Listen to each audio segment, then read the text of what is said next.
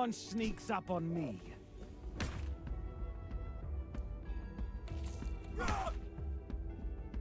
This fight is mine.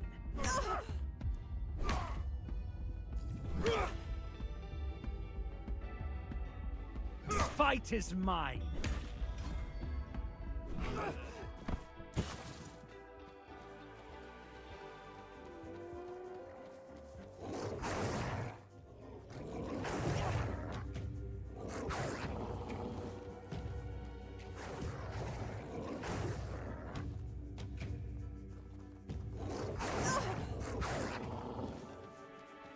I'll teach you to respect me.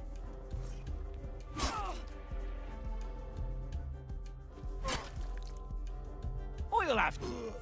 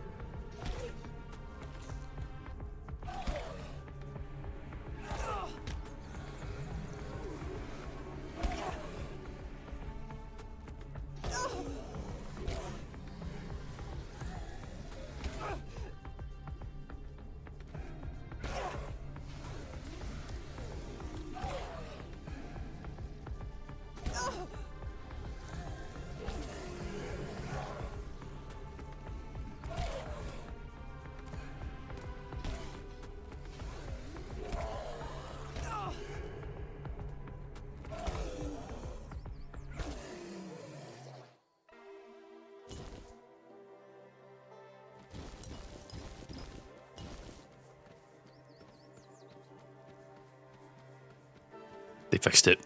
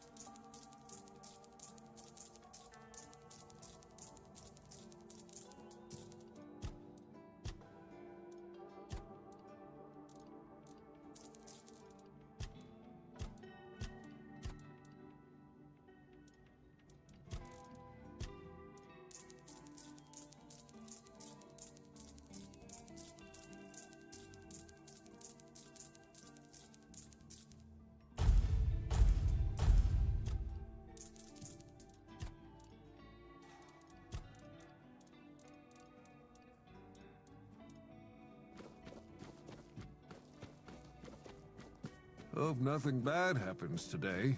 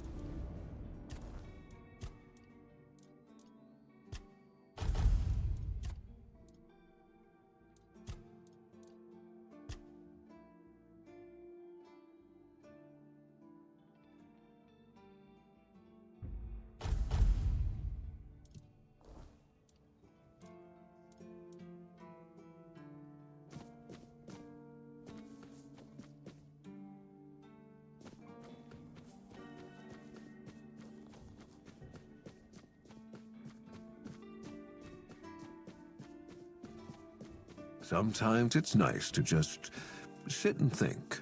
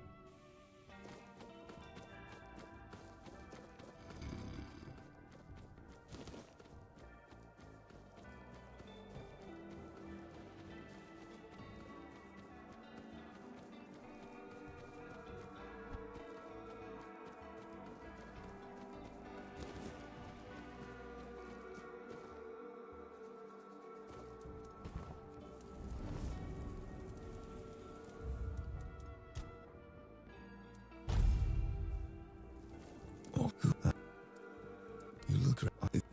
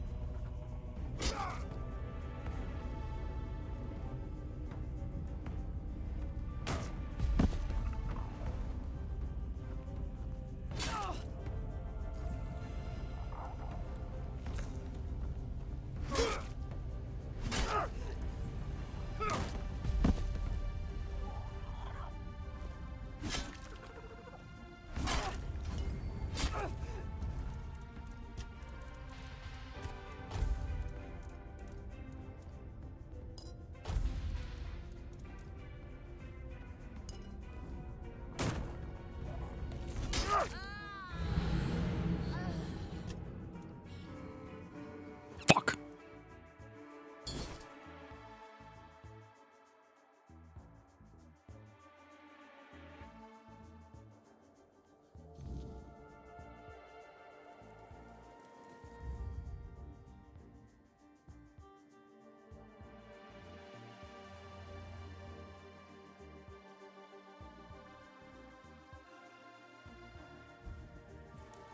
Well, that could have gone better.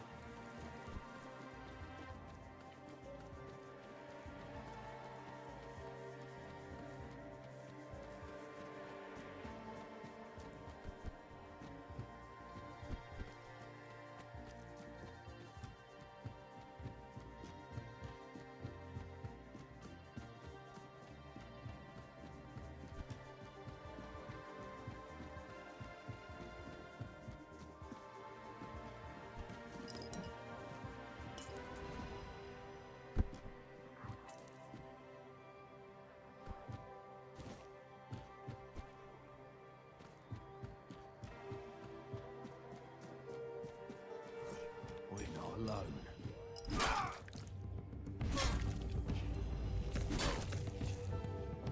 Your wealth is ours.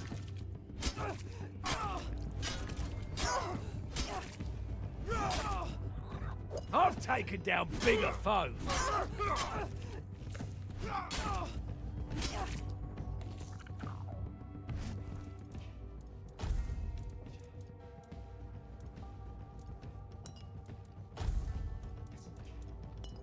You're finished.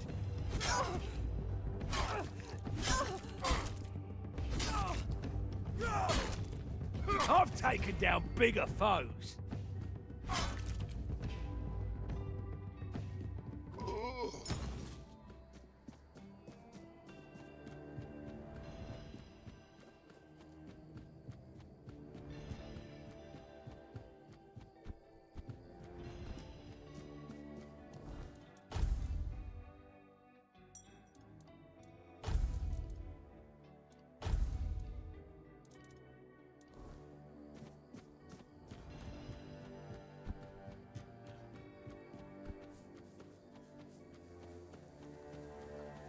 Keep your wits about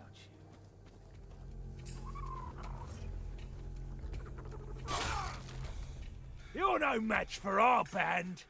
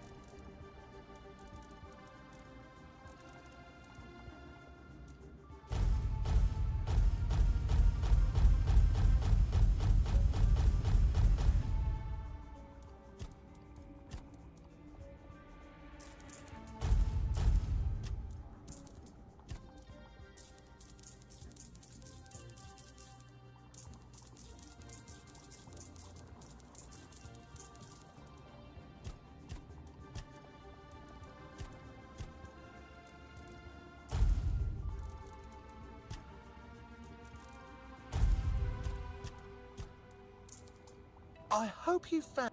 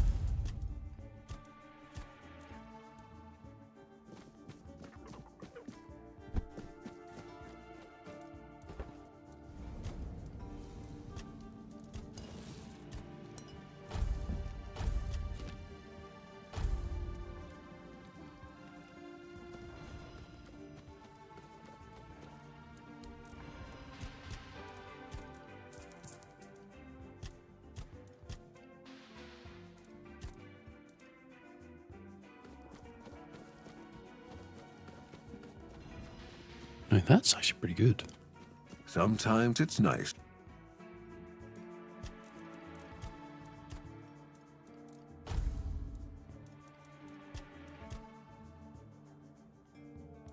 to just sit and think.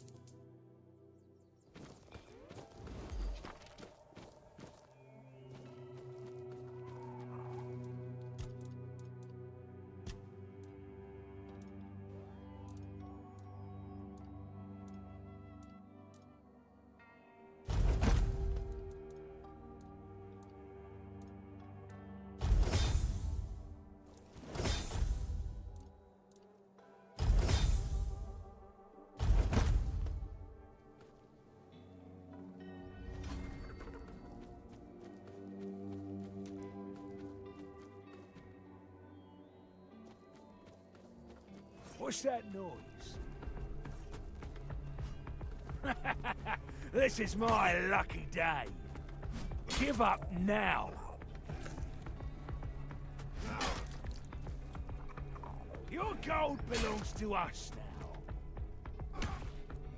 Your gold belongs to us now. Give up now. Your wealth is ours.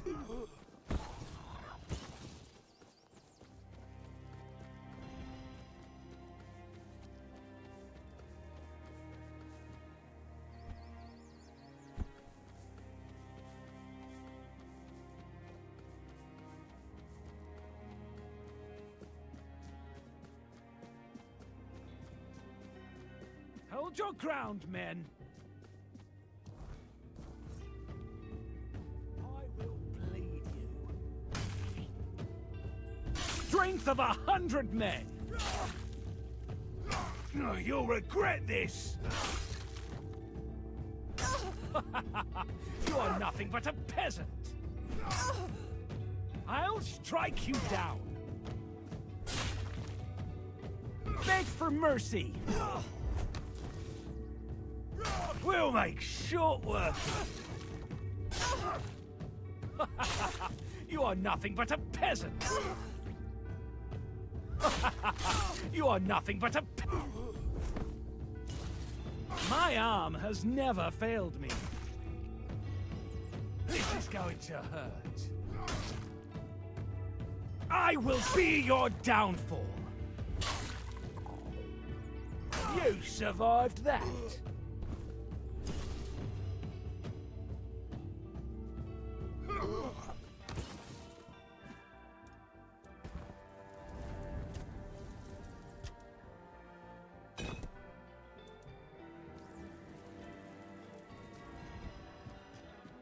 Who goes there?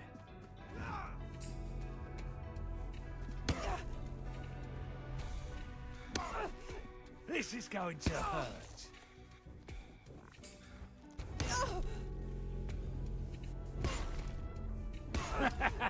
This is my lucky day.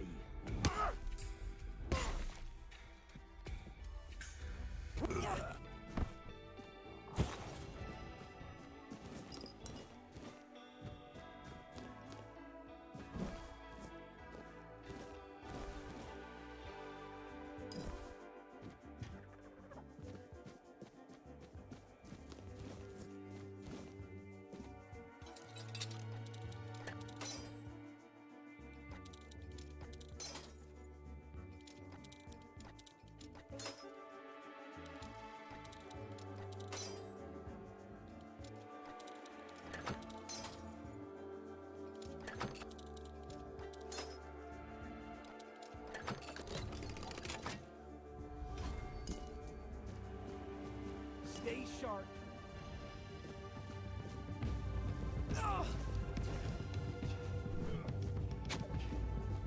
I've taken down bigger foes.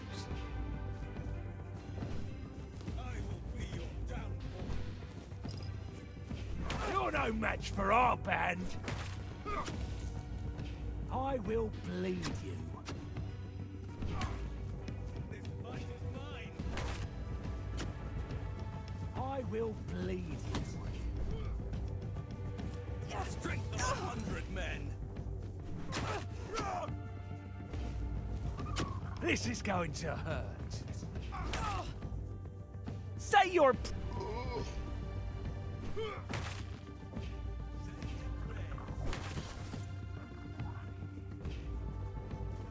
You'll regret this! Your armor won't save you! Hello, sorry, I'm kind of focused on just getting hit. Your armor won't save you! Oh, fuck. What a wimp!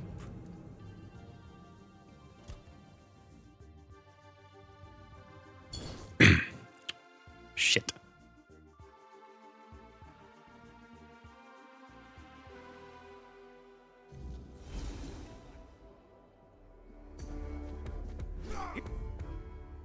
You're right. They did. I forgot that. I wasn't paying attention.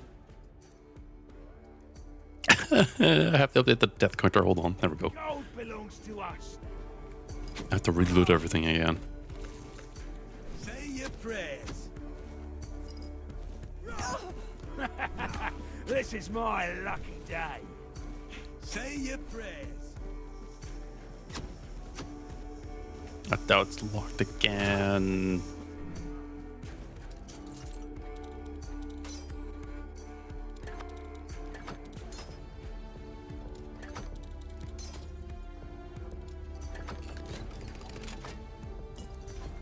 Not looking so good now. This is going to hurt. Beg for mercy.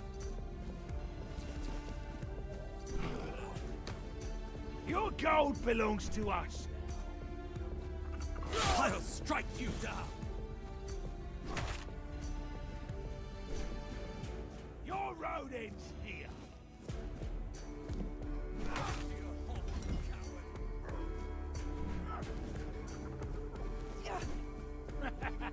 This is my lucky day. I will be your downfall. They also fixed the Thorns, thankfully, because apparently in the last patch it was broken. So I'm actually doing like damage now. You'll regret this. Oh, I forgot you're using a big bunk. I've taken down bigger foes.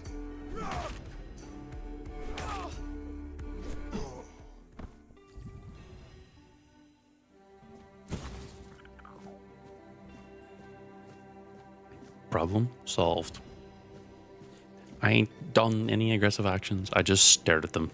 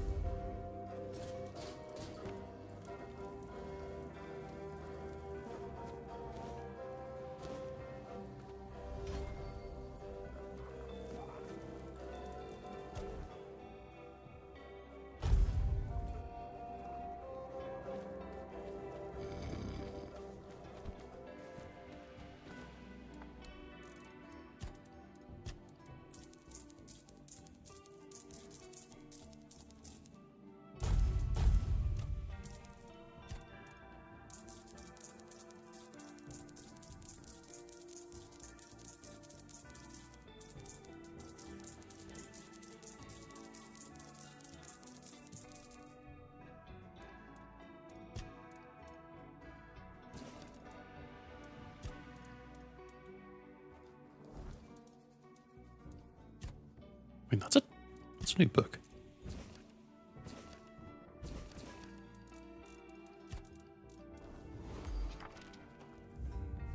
That, no, that did not.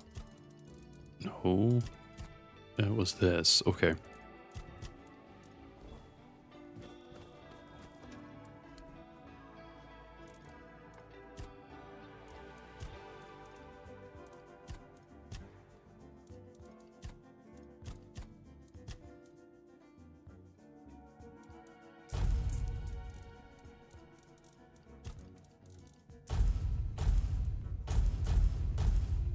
But how is it going? Sorry, I had that kind of semi-focus there. Timing my heals so I don't end up perishing.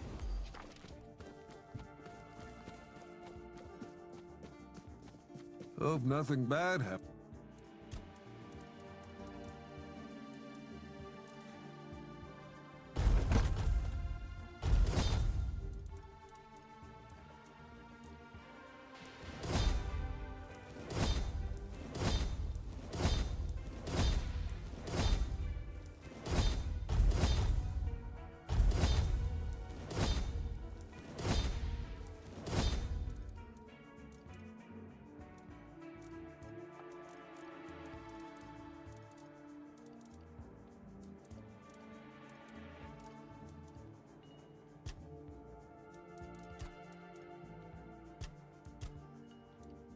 Today.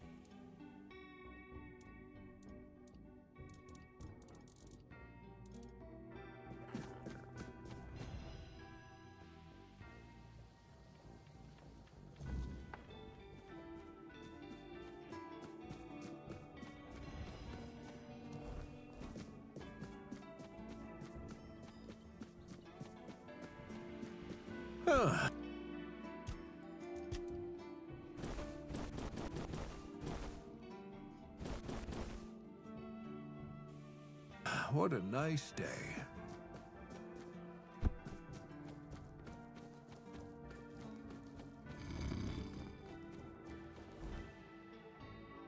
Right, I think I can attempt the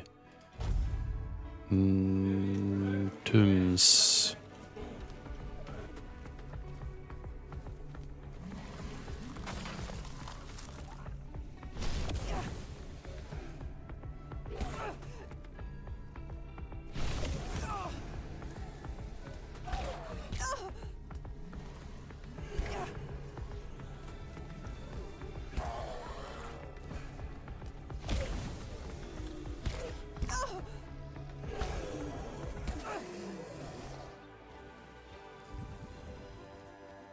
Ja, I think I can.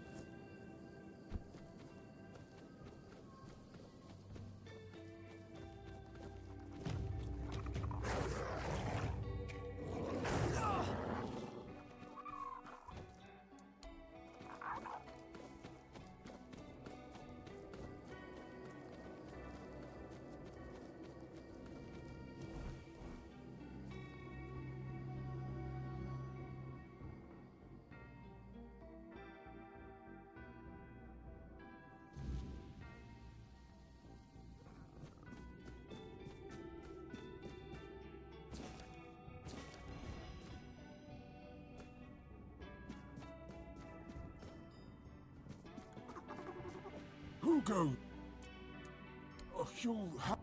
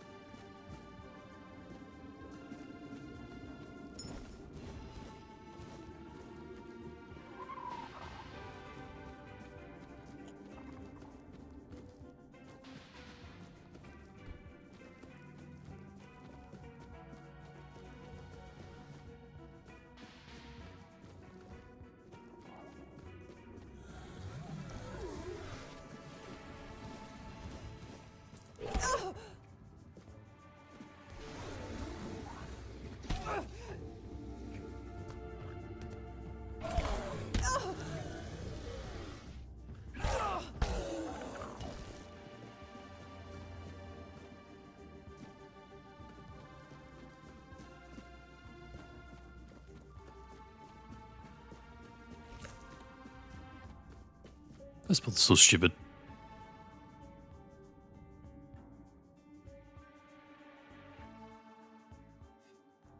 But it's so funny. Because all it takes is me fucking up and not paying attention to my healing.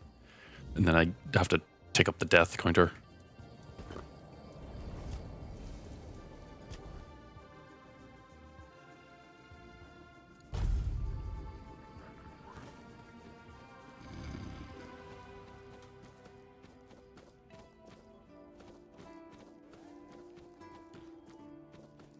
What you need to do, I'm guessing you're at Altus Plateau.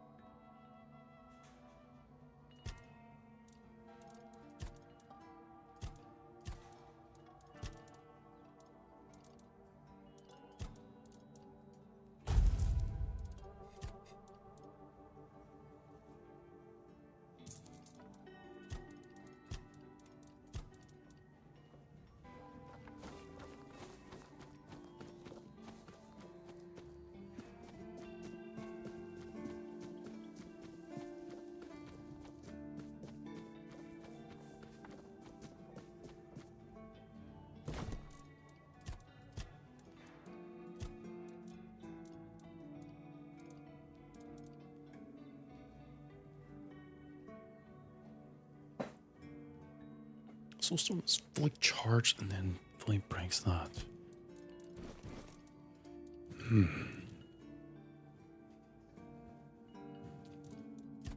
It's viable.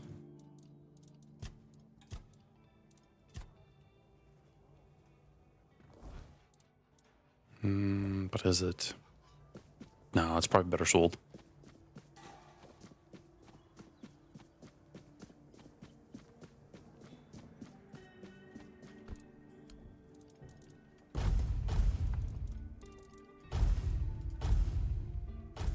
Oh, I'm completely out of money. Ooh, damn.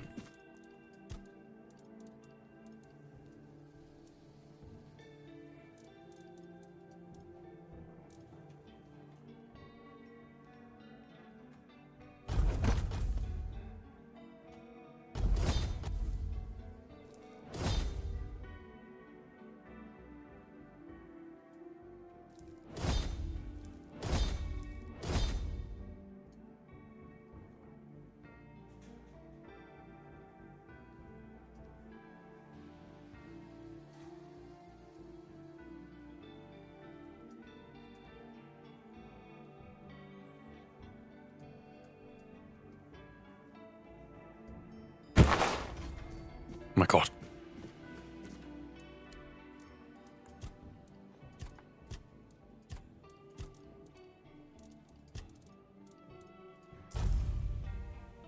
Don't think that was worth it.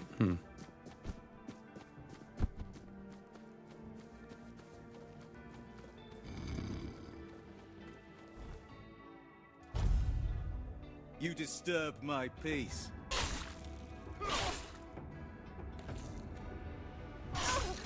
Well, what you could probably end up doing is just always double checking where and what bosses you have beaten so far.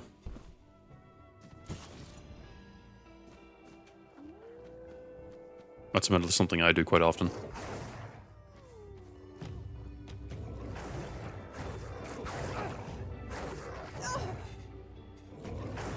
Or just double checking what quick teleport points you have.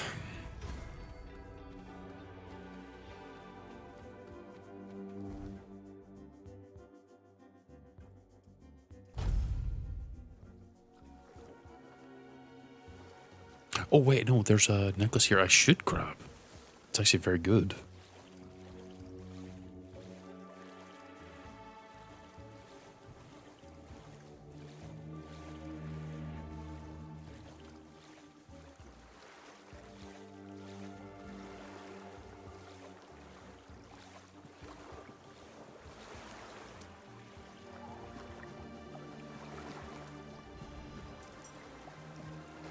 Back in it lo-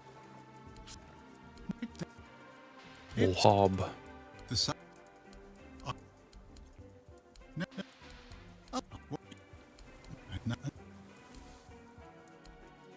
Before I understand. I see you. You can come keep me company.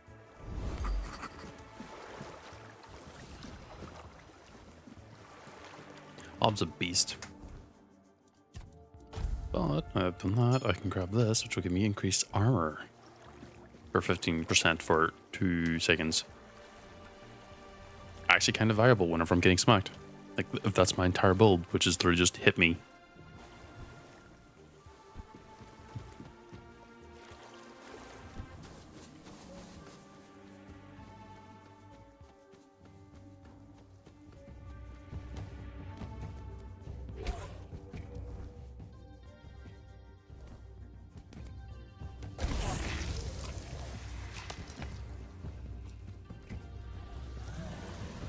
Didn't think I'd tank that.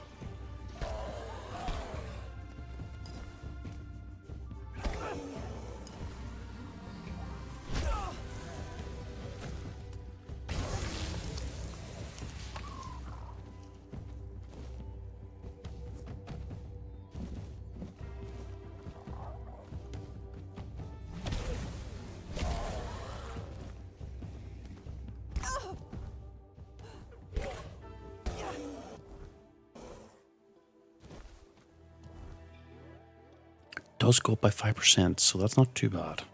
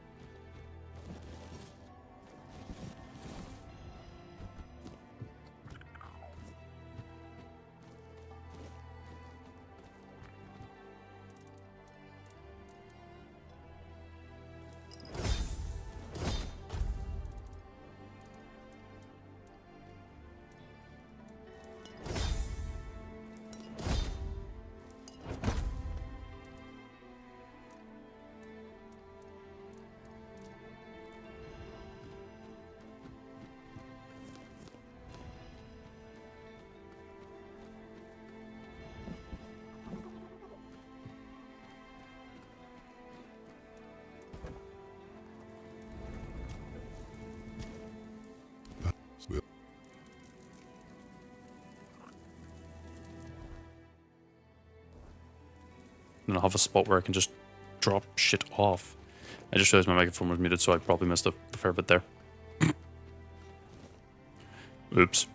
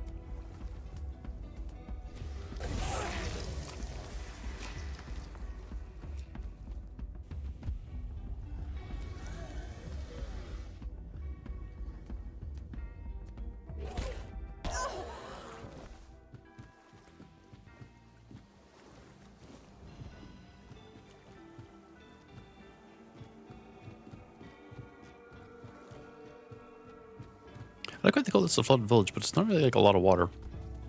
It's surprisingly lacking in water.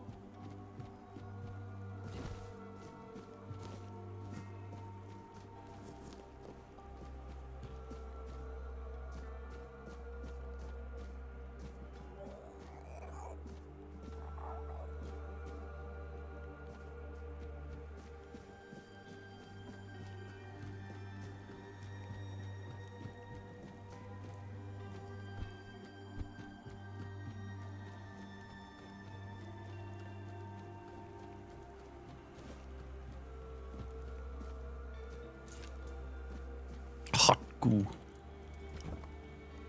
If I just pop this down here, oh, I can level up. 200% means that theoretically everything should now be leveling when it should.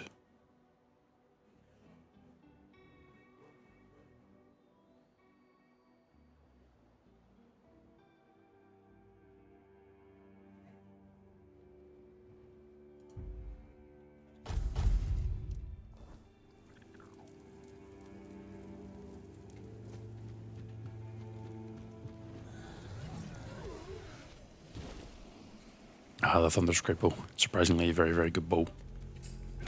Actually, can I take you over here? It's much safer. Come on. Come on.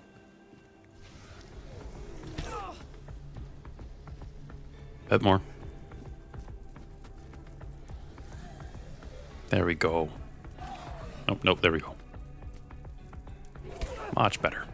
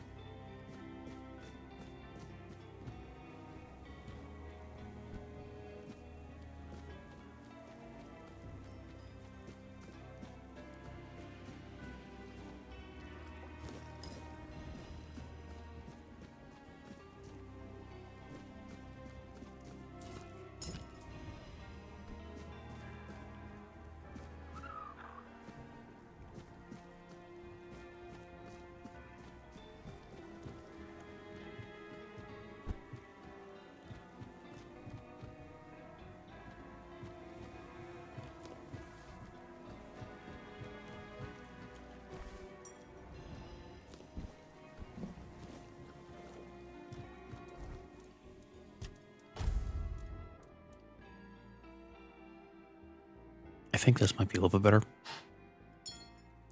Maybe. 5%, only 5 points of damage total. So it wouldn't be as good. I can still save it until we get like something better. It gives me like percent health scaling.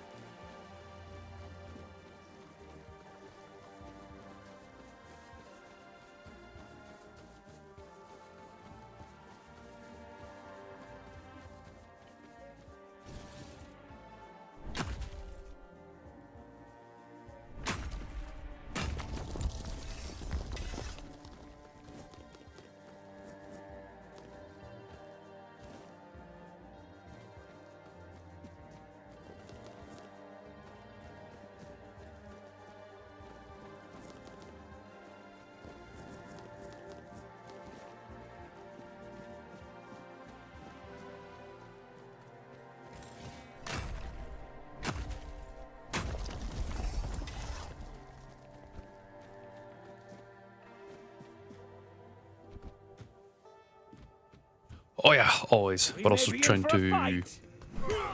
I am currently trying to collect stuff to sell, so I just passively always have money, but I'm also now trying to level as well, now that the Thorns effect actually is working again. Because last stream it wasn't. My Like, notice the arm has difference. never failed me. Back to your hovel, coward. Like, it's noticeable. This fight is mine. It's ironic that they updated the game, broke the I will be your specific downfall. gimmick that I was doing. My shield is a fortress. And then I'm sitting here going like, something doesn't seem right.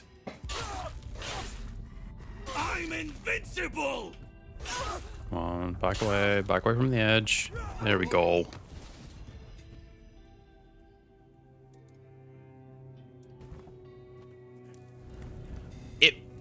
I don't know. I think it wasn't activating, or it was changed on how it should have been working, because I noticed that the last time I was doing it, while I was wearing the Thorn helmet itself, it would pop up in the bottom left and it would be like, oh, Thorn helmet, you know, it does Thorns on hits. But it's like, it didn't do that before. So why is it doing now?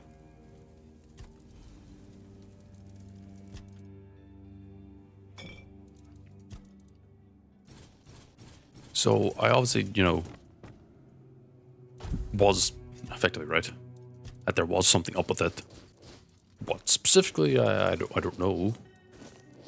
But there was something. And the only, like, Thorns effect I had last stream was specifically the perk variant of it, which is, you know, 25% of the damage you take gets reflected. But if you have a lot of armor and you're reducing the total damage you're taking, that percent damage you're taking is significantly lower.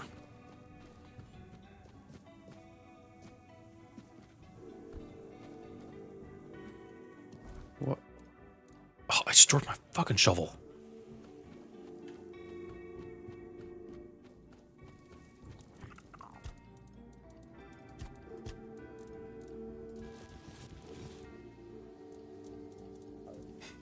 Why wouldn't I do that?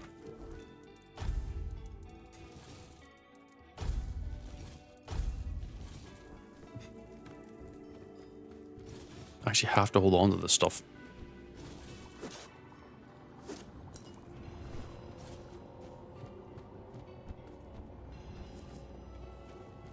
And obviously, because it wasn't working, I ended up trying to compensate on a number of mechanical aspects by going, okay, what if I try and increase the flat physical damage I'm doing, even though, like, I'm not actually attacking or anything.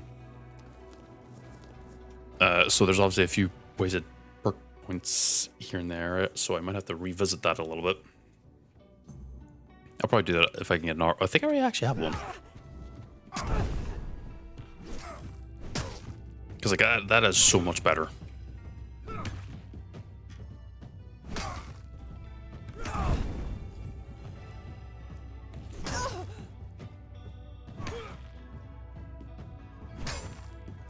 So I don't think it was... I think it was activating, it just wasn't not working.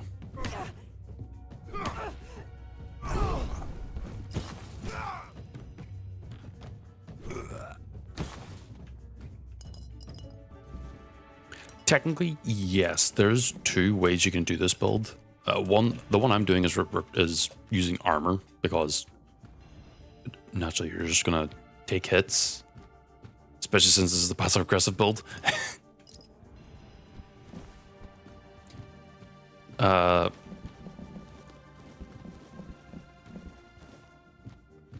you just stack, basically you don't use armor, or you run around streaking, or you use the lowest armor amount available, or you go full armor, damage reduction, and you use items like the Thorn helmet that I'm wearing here. You could do both, but one ends up kind of not as effective. Well, it ends up... Oh, trust me, if I could be taking the bookshelves and the floorboards, I would. If games like this allowed me to, and I could sell them, there would be no furniture.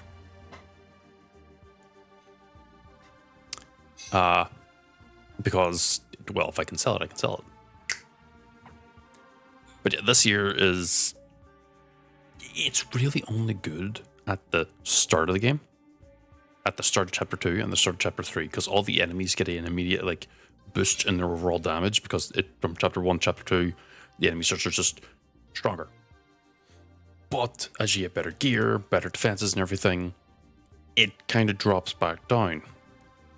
But I have got a feeling that and because I'm restricting myself in regards to what I'm using, armor-wise, the perk will actually have value again when I get to Chapter 2 and the like. I think. Could be completely wrong, of course. It's not impossible that I'm wrong.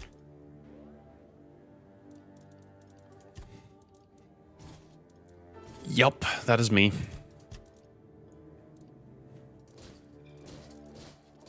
Any excuse to buy and sell with this, I will definitely do it.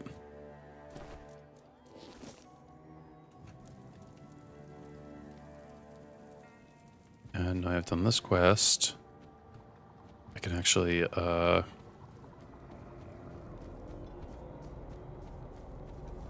return back to base for now. Well, not, this isn't my base. Oh yeah, 1%. Anyone who's like rest. Anyone who lives here definitely is shocked that I'm just like on everything.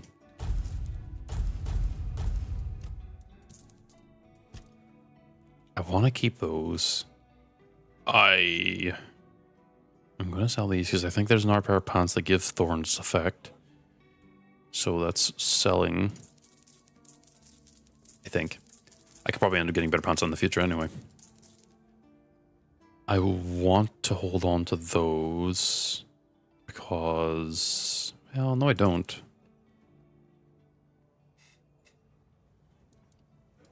Because the current boots I'm wearing are, well, I leveled them up.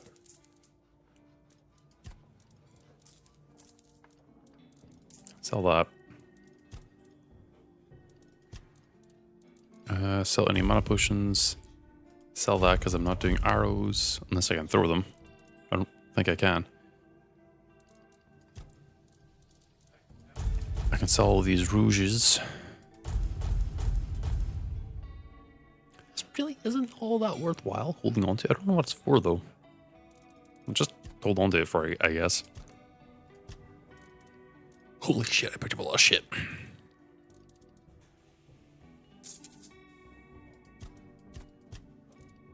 Good lord.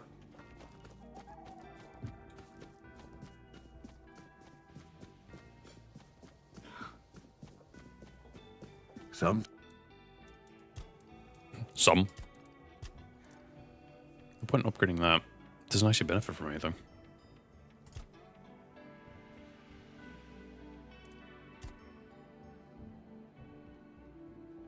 I think I will take it in the pants.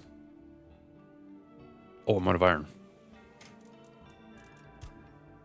Times it's nice to just... Shut.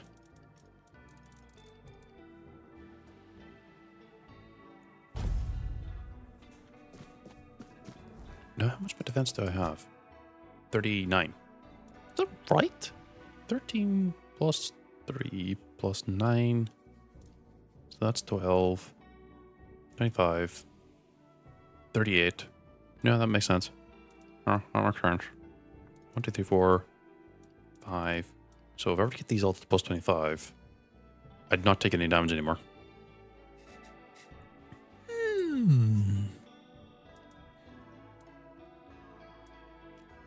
Interesting. Interesting.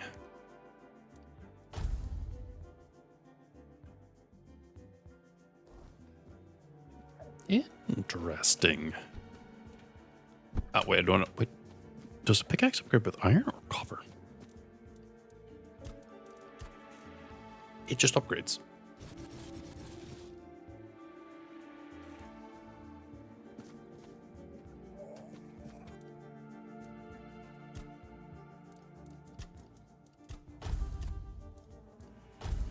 Now, if I do that, that means this should maybe one-shot iron. And I won't be sitting there swinging on that until it's breaking.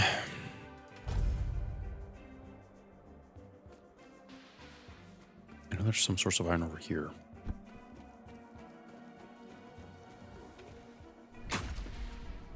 Still 3.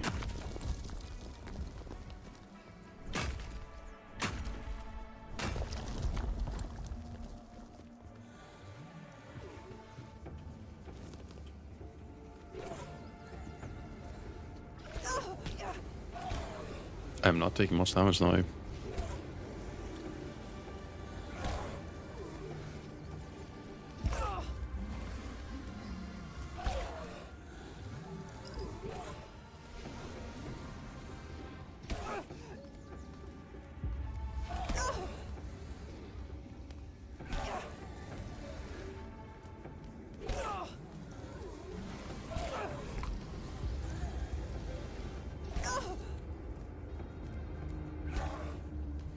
Really, the next thing is just increasing the amount of healing I'm actually going to receive from whenever I eat stuff.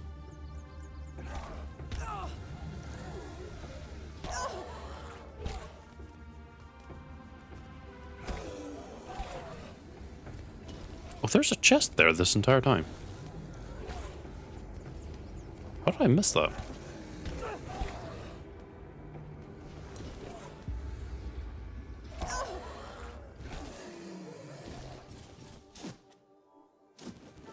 Feral Charm +2. Oh. That's more physical damage, but I can put that on the pickaxe to maybe push it over the point of breaking this.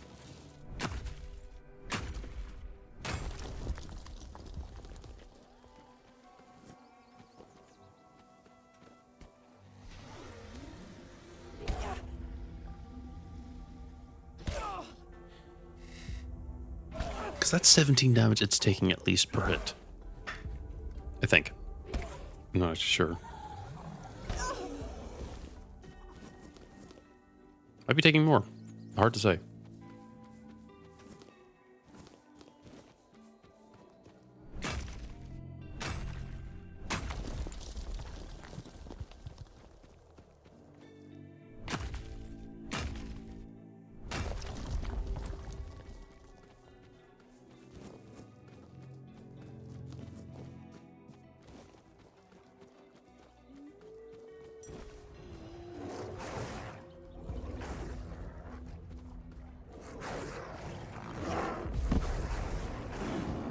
Can I fight a bear?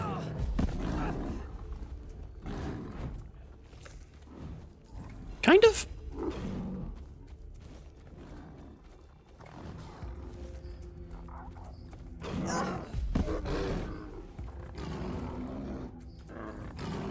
It's fucking struggling.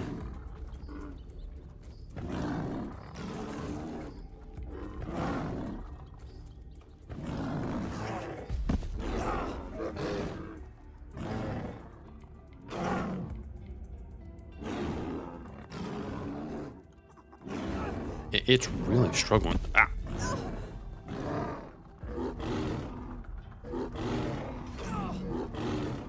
If I keep jumping, that'll allow it to smack me. I've defeated a bear. Very passive aggressively.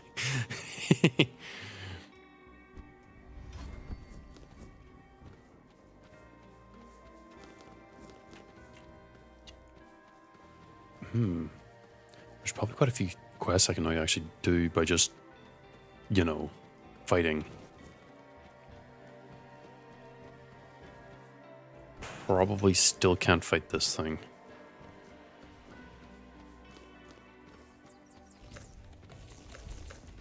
We'll give it a check. Ooh. An amount of damage.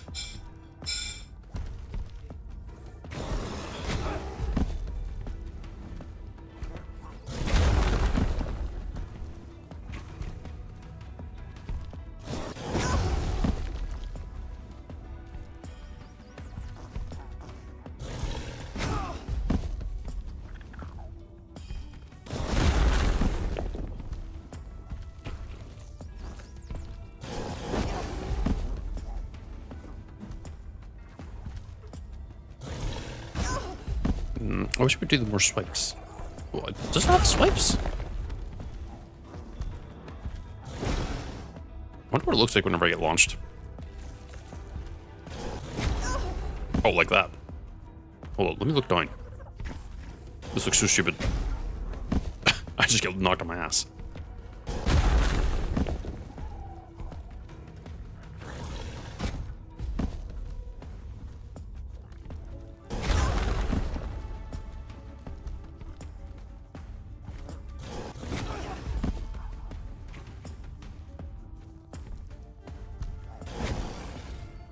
Oh wow, I survived that hit. Yeah, do more arm swings if I just keep walking right. No. It's just hammer. I won.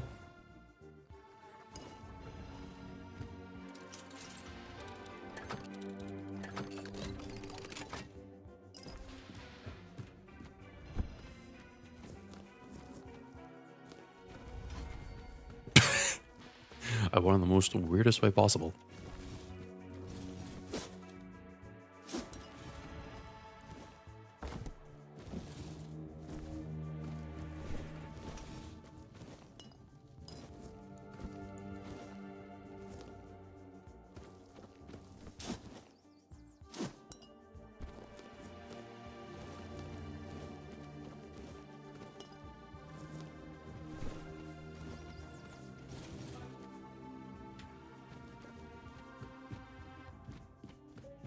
If I remember right, there is some... No, I think that's underground, actually. Come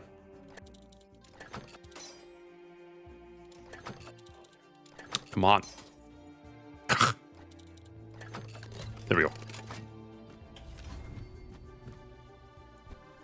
Isn't there a body? It's over there.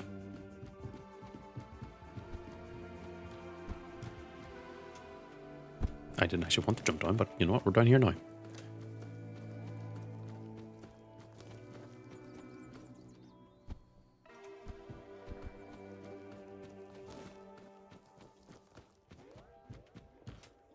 Fuck.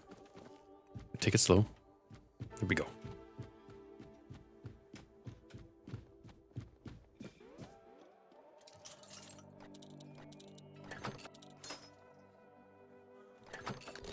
I'll be honest, yeah, if I could find a buyer to buy stuff, I definitely would. Perilous Orb. What is Perilous Orb?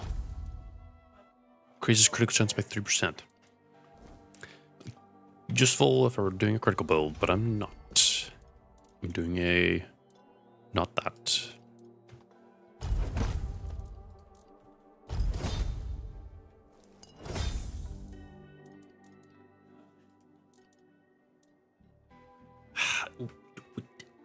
Aggressive. If I equip this and throw it to do that quest.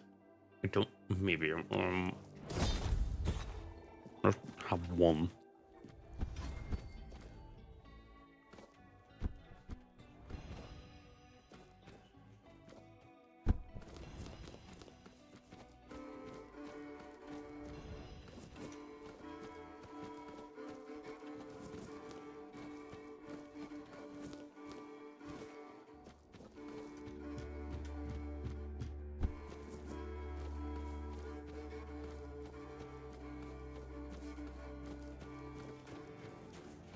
Another alchemy knowledge grindstone.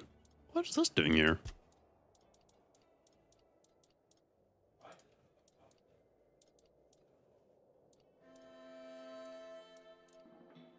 That's peculiar.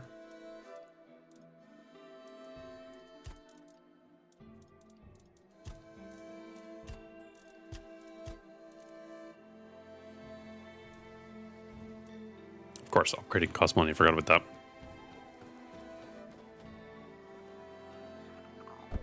Oh, damn it. Unless. No. Don't be cheeky. Just get stuck. Have to go the other way.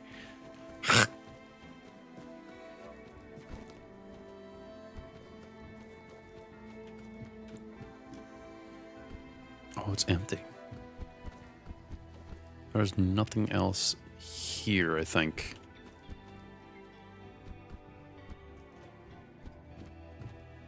I'm pretty sure I've already been up here. Nope, I haven't. I lied. Fair pelt. Okay, now I think it's empty. Now I have to do fire damage. And how do I do that?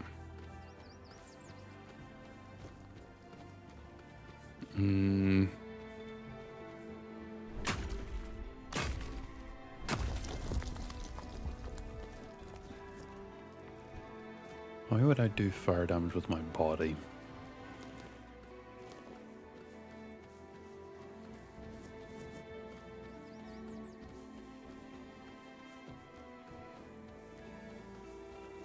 That is truly a brilliant question.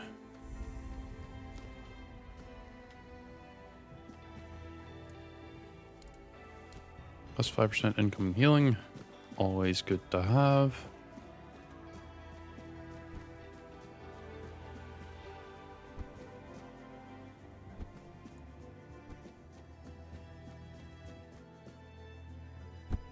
I could do that quest there. Close enough to leveling.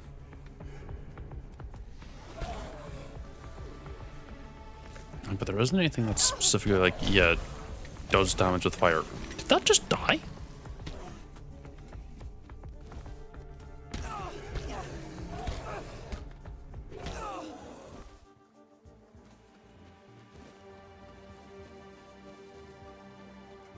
I didn't critical that, did I?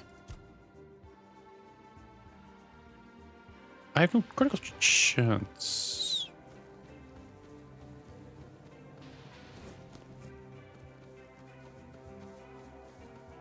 Someone's out there. Yes, me. Move out of the way, excuse me. Thank you. Excuse me while I lockpick this. Thank you. This is my lucky day. You'll regret this. And if you're hitting me constantly, you're going to be taking chip damage from this. You'll regret this. Oh, no, you're not. Oh. You survived that.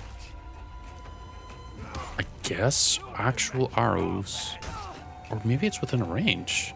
Did that hurt? Good. This is my lucky. Your road is here. I'm gonna pop a potion. There we go. Gonna push you all the way back onto the beach. Your road ends here. No.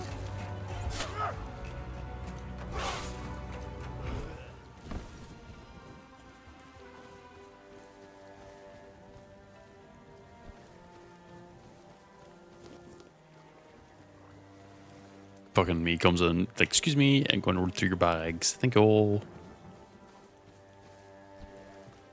Completely ignoring them as they're stabbing me in the back.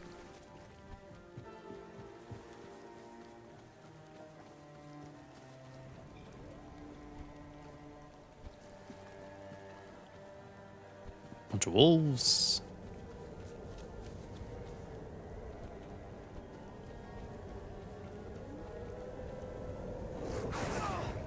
Was that village?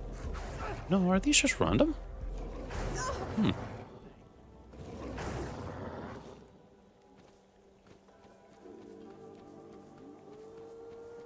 Were they always random? What's my carry weight at? 32? Good doggy. See, they feel bad for biting me. Someone's out there. Yeah, me. Show me what you are made of. You're no match for our band. I'll strike you down. That wasn't very nice. This is going to hurt. I see fear in your eyes. You're no match for our band. I'll strike you down. Give up now.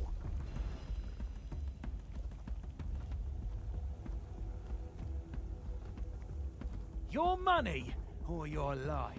Come on, dude. Hurry up and finish yourself off, please. Your wealth is ours. Ah, stop that.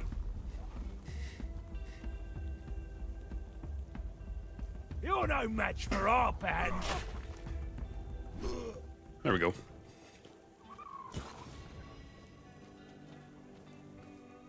Over encumbered once again.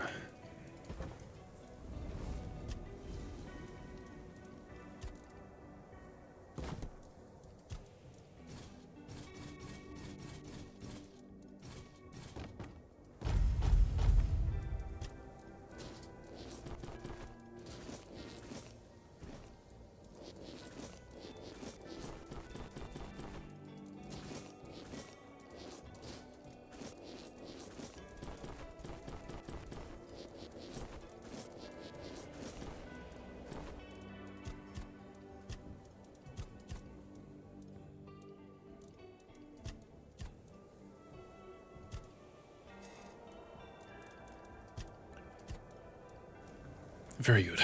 Nice. Wonderful.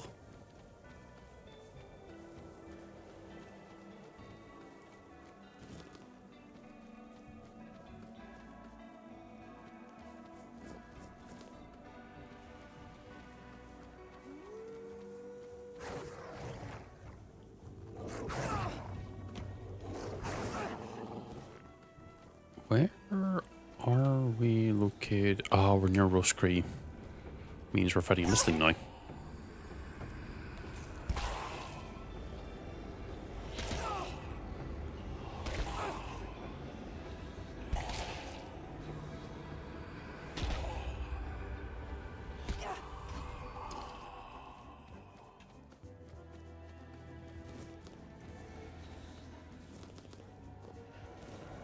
Should be another one here, and because we're not night time, it should possibly reward me with something good. Maybe.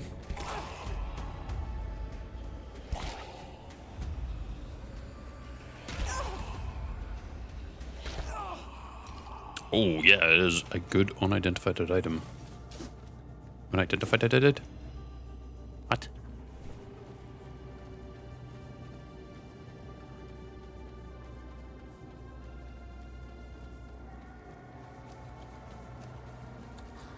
And then these guys are going to end up turned.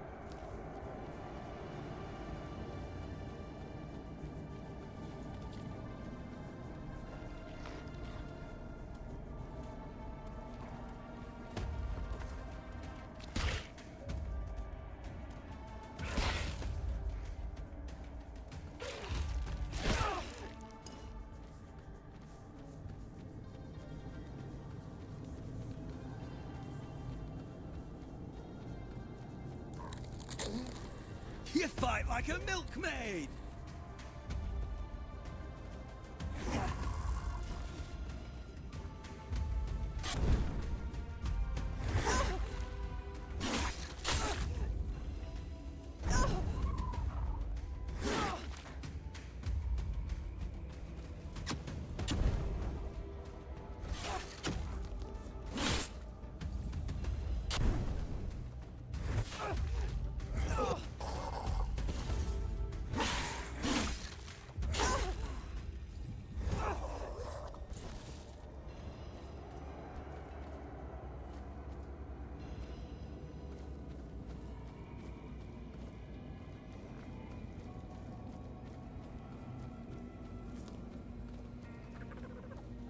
Running around and just looting everything I can and then returning back to base is probably a good idea.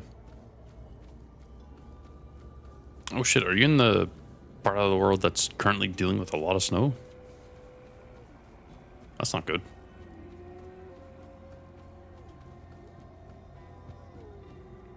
The only thing I can say is keep yourself warm. Just try to.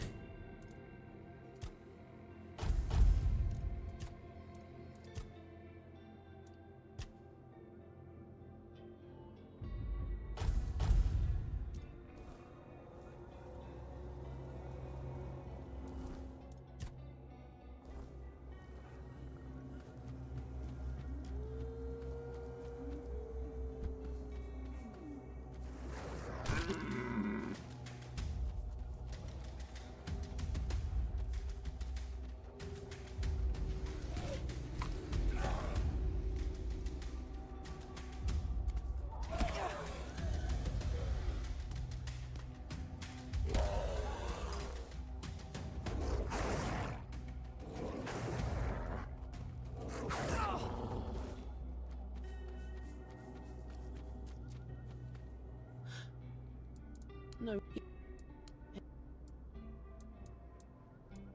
That's...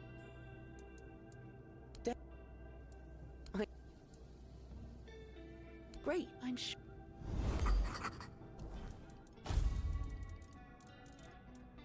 Shit, I don't have a fishing rod.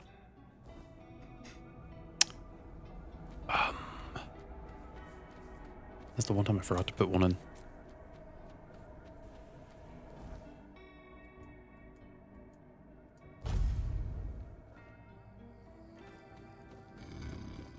Okay, so it's not too bad. That's good to know at least.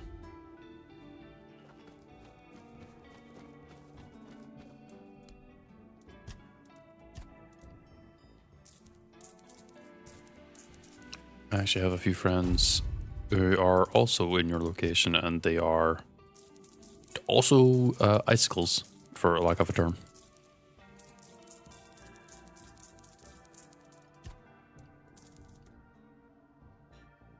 I really gotta get the achievement for that fucking ring. Another day.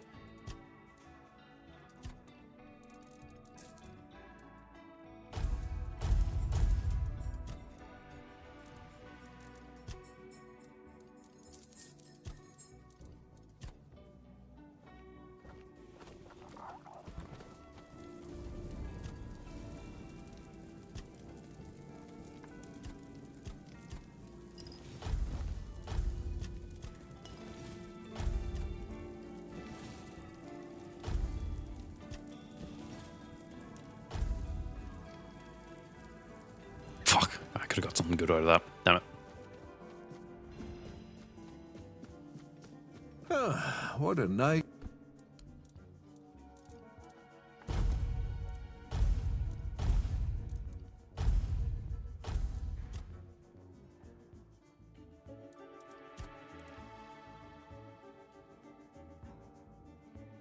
Increases max health by 10. Really?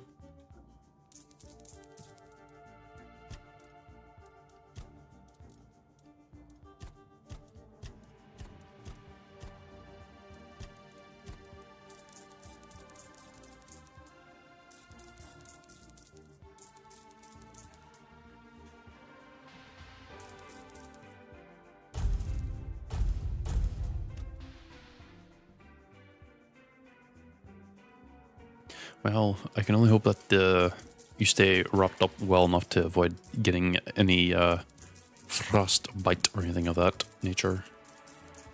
Or hyperthermia? Something like that.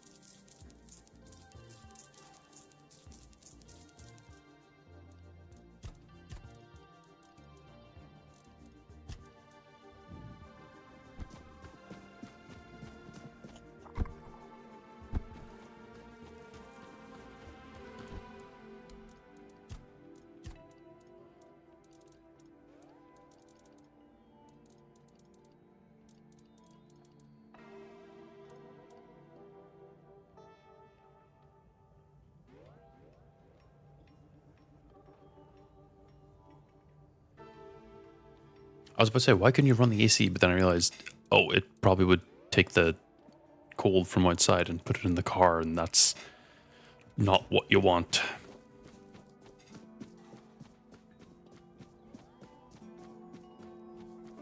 Well, at least you're sitting in the car is fine, not the car's frozen over.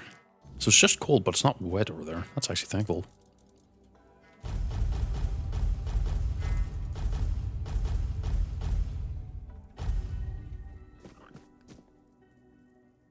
Like, that's actually pretty damn good. Thinking about it.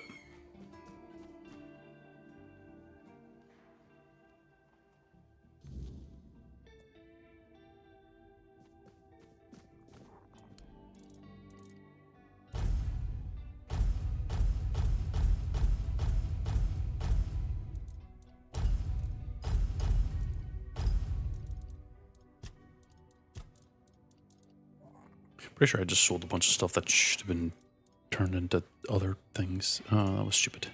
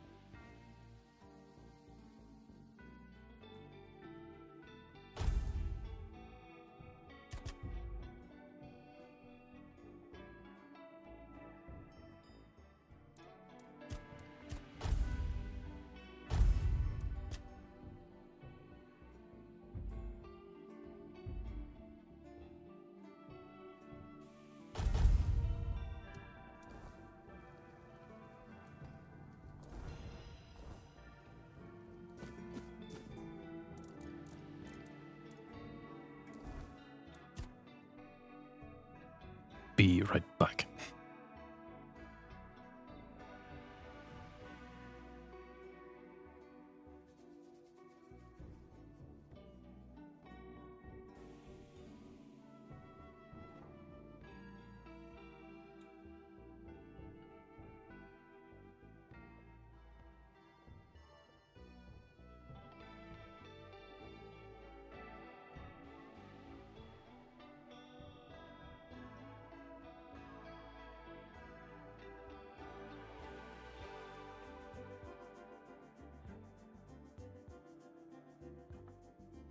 Honestly, that's a very good question.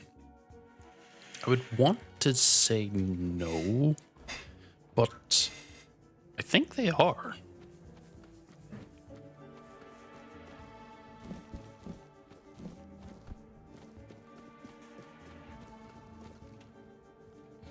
And it's probably per se to be more direct that it's not intentional.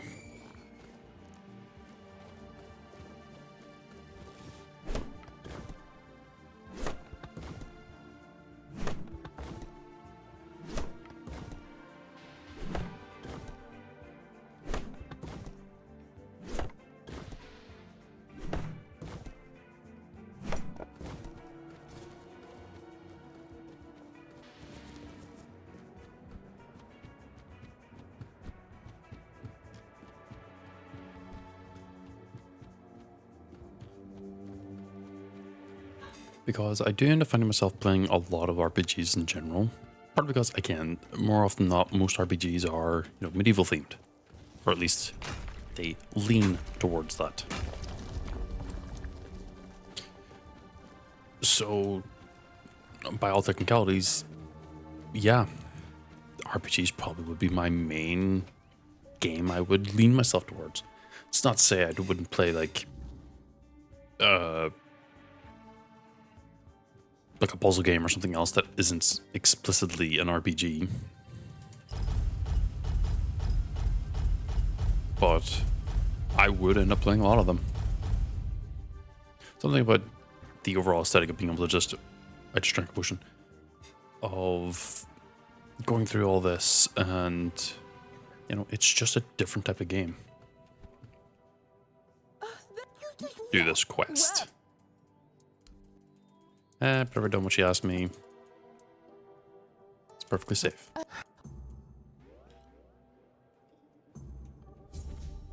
Oh, that's that quest done.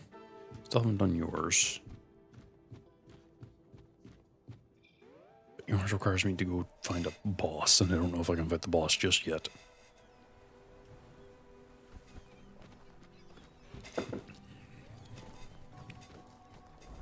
Oh, wait. Oh, no.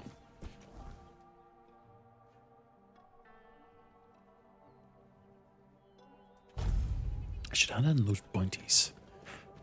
At the least. Get rid of them.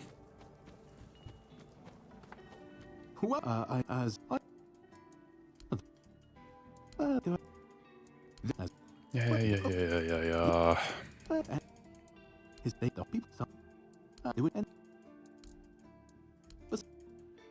Must boring. Sounds like a dangerous madman. Anything else? Anything else? Anything else?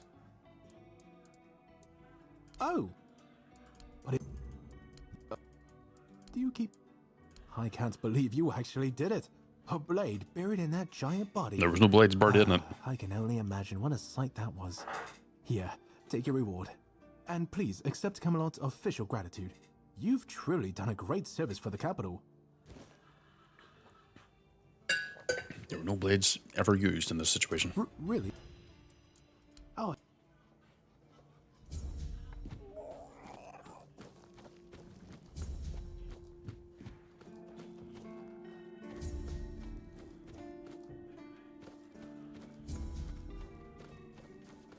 They merely chose to perish on my behalf. Oh, I can upgrade my boots, or not my boots, my helmet.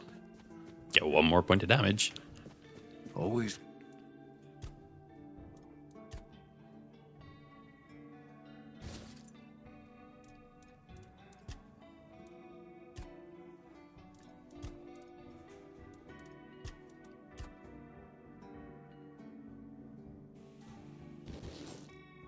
Good to have a little rest. Hee. Pretty sure those are all spoiling, so yeah, I'm just gonna go to the necromancer thing. Let's mark it.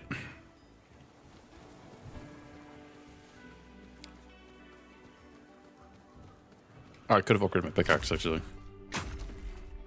Probably should have done that.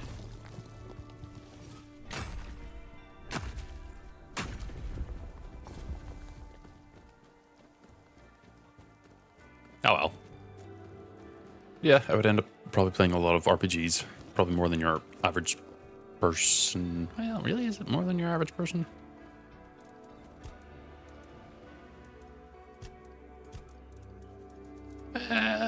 Probably, yeah.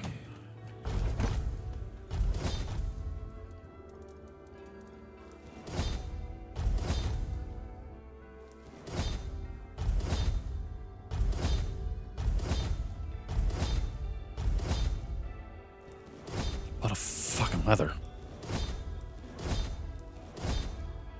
274.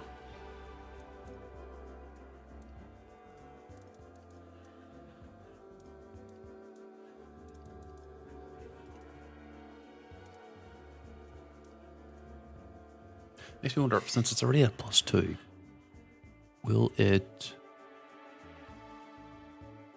end up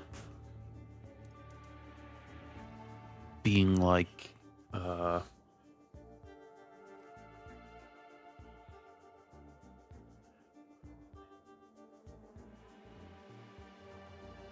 It's already at +2, or starting at +1 in this case, because I'm covered this one. There's +2. Does that mean it would have the starting value of 100 whenever I go to upgrade it? Something to test later, because I'm planning on making armored boots whenever I can actually wear them.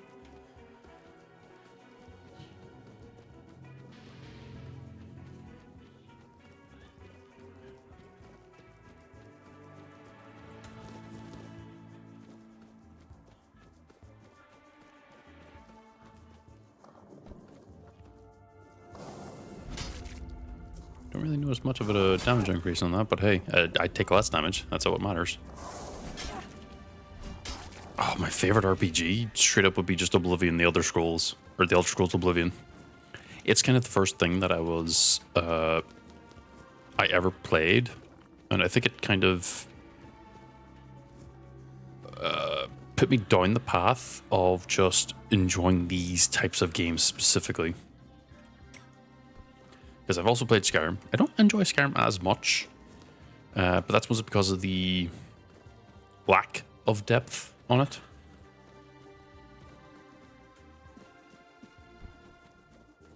Because of the perk system and not actually having any stats or anything, so you can't really refine your build to a point of kind of silly degrees. But also they constantly struggled with balancing the game. They're always trying to balance the game, but it's just let the players have fun. Just let it be broken. It's the Elder Scrolls. It's a system, or sorry, a world where you've got, at least the case of Skyrim, you've got dragons as a casual enemy that kind of come at you. Let the players be strong. Let the players be broken. Let the players break the game. The only time you would ever try and prevent that is if the game is quite literally suffering because of it.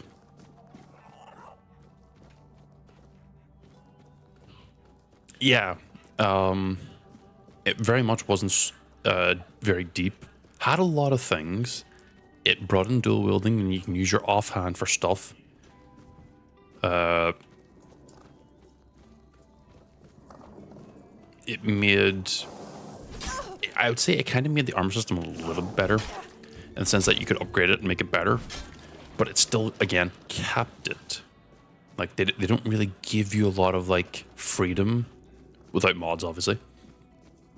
But I feel if they had specifically gone out of their way to make a really, really good base game, the mods would be even better.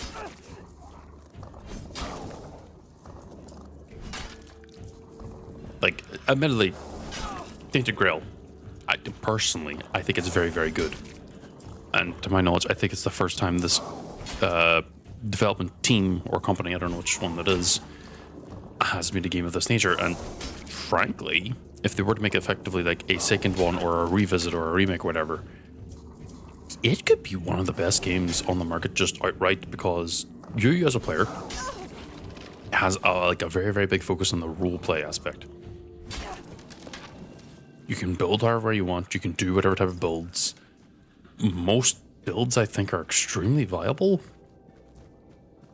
because they just put in funny items that allow you to do certain things. I mean, hi, I'm a Thorns build. I am quite literally here to let enemies take damage while staring at them.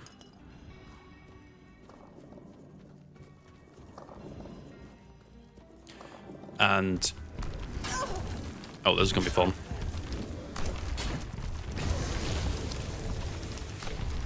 Should maybe be ready to... Oh, you are a thick boy.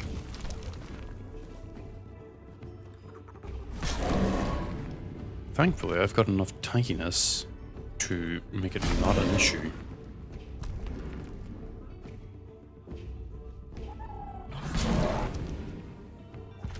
But yeah, I think that Skyrim itself was 2 steps forward, 3 steps back.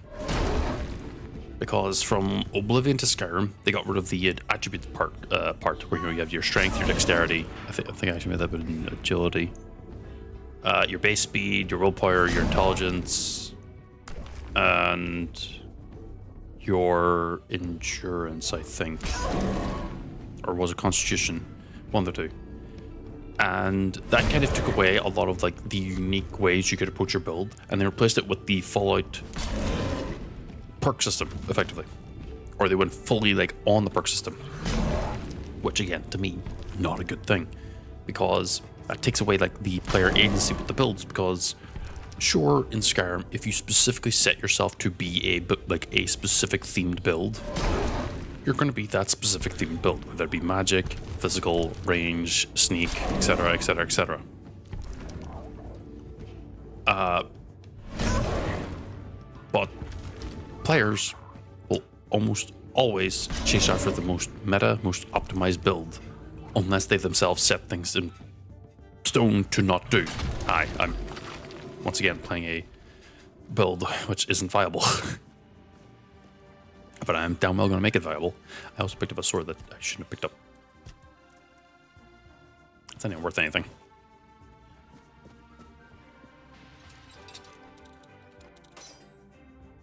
But because they chose to be so expansive at the same time, without being deep, it actually did cause an issue. And the issue that it caused is that the game suffers from they could have refined it. I know this is like back in 2011, but the game's been re-released several times in that time frame. Mods and everything included. And then obviously Bethesda became, well, Bethesda, their choice of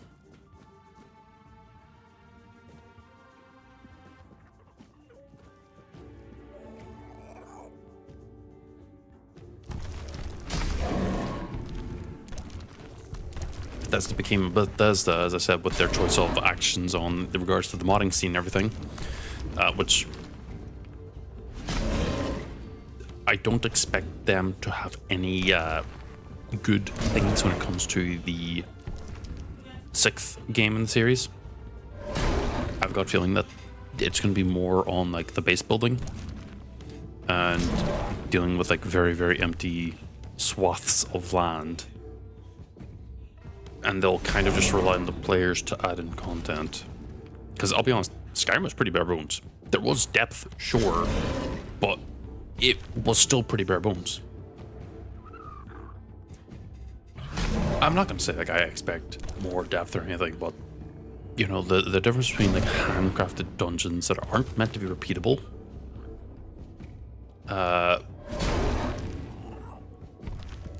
ended up kind of hurting the creativity of individual like unique dungeons, because a lot of them were just kind of copy pasted and had the same sort of layout. There was very few that were actually like very unique, and even if they were unique, you know, there's a ton of them that people wanted to be like, oh, that was unique. And yeah, that's another point with Cyberpunk, that Cyberpunk, a lot of people play min-maxed, because viability in RPGs always comes down to just what is the most strongest, what is the most effective. Because some things will just inherently suck. And because some things just inherently suck, because the devs went, this needs to be bad, for whatever particular reason, you end up running into the simple issue that people just don't bother with certain builds. Like, in this game, I think like the strongest build, straight up, is just a sword and board. But there's so many other ways to approach the build crafting and the build theory. Actually, I think maybe the strongest build... No, the strongest build would be sword and board. Because the sword and board has you able to block really effectively. It has you able to do out a lot of damage. Like an actual... Like a lot.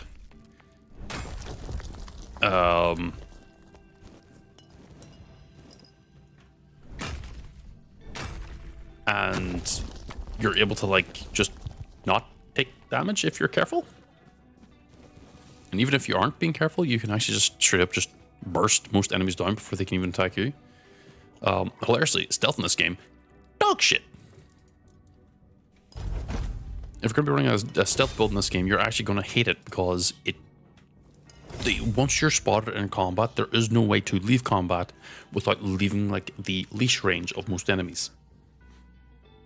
So like, if this guy can't be potentially hostile, depending on my dialogue choices, but if I were to fight him, but then if I were to run away, he would de-aggro.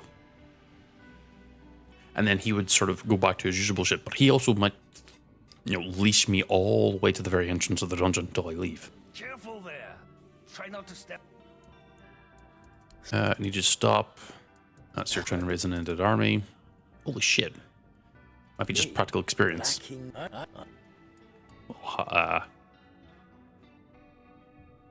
Sir, might be.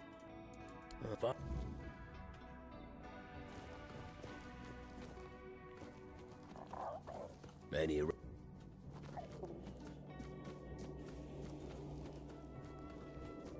Well, with Doom, I would say that's a little bit more different, at least in reflection, because with Doom, the devs knew what they wanted the players to do, and a lot of players, there was other complaints where like, oh, I don't like how you're supposed to do this or whatever, you know, it changes the way, but it's like, yes, but the devs intentionally forced, if not encouraged, a certain playload that they thought would be fun.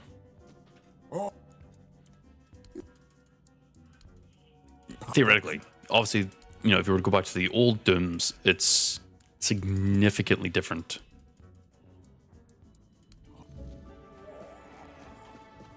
I didn't play. No, I did play. Did I?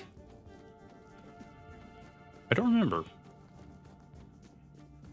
I played 2016 for sure, but I don't remember if I played the one after that. No, I did. I did. I uninstalled it whenever I beat it. Well, are you Are you out of that? That's and that subject could own. I really just convinced this guy to. Oh my god.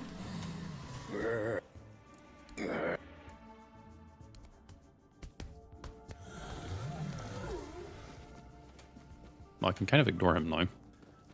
Admittedly, since I'm doing the passive build, I can't actually attack him.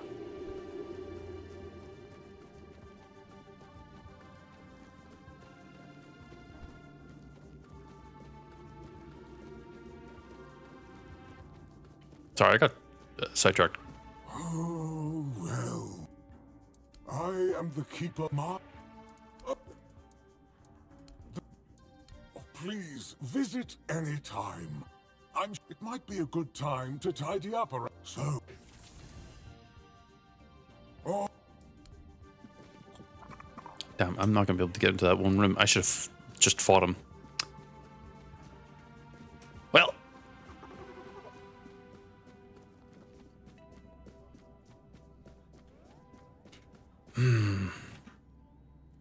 Well, I think the issue in regards to like, well, oh shit, it's nighttime. Should be fine to just chill here. Let me go to somewhere that isn't gonna just be ominous the entire fucking time. Oh wait, no, I have to go to what's his face. I think, let me set up 3 different examples, at least. Well, maybe 4, depends. Because if I remember right, was Doom 2016 set up as an RPG? I can't remember if they specifically like tried to sell it like that. And? Yes.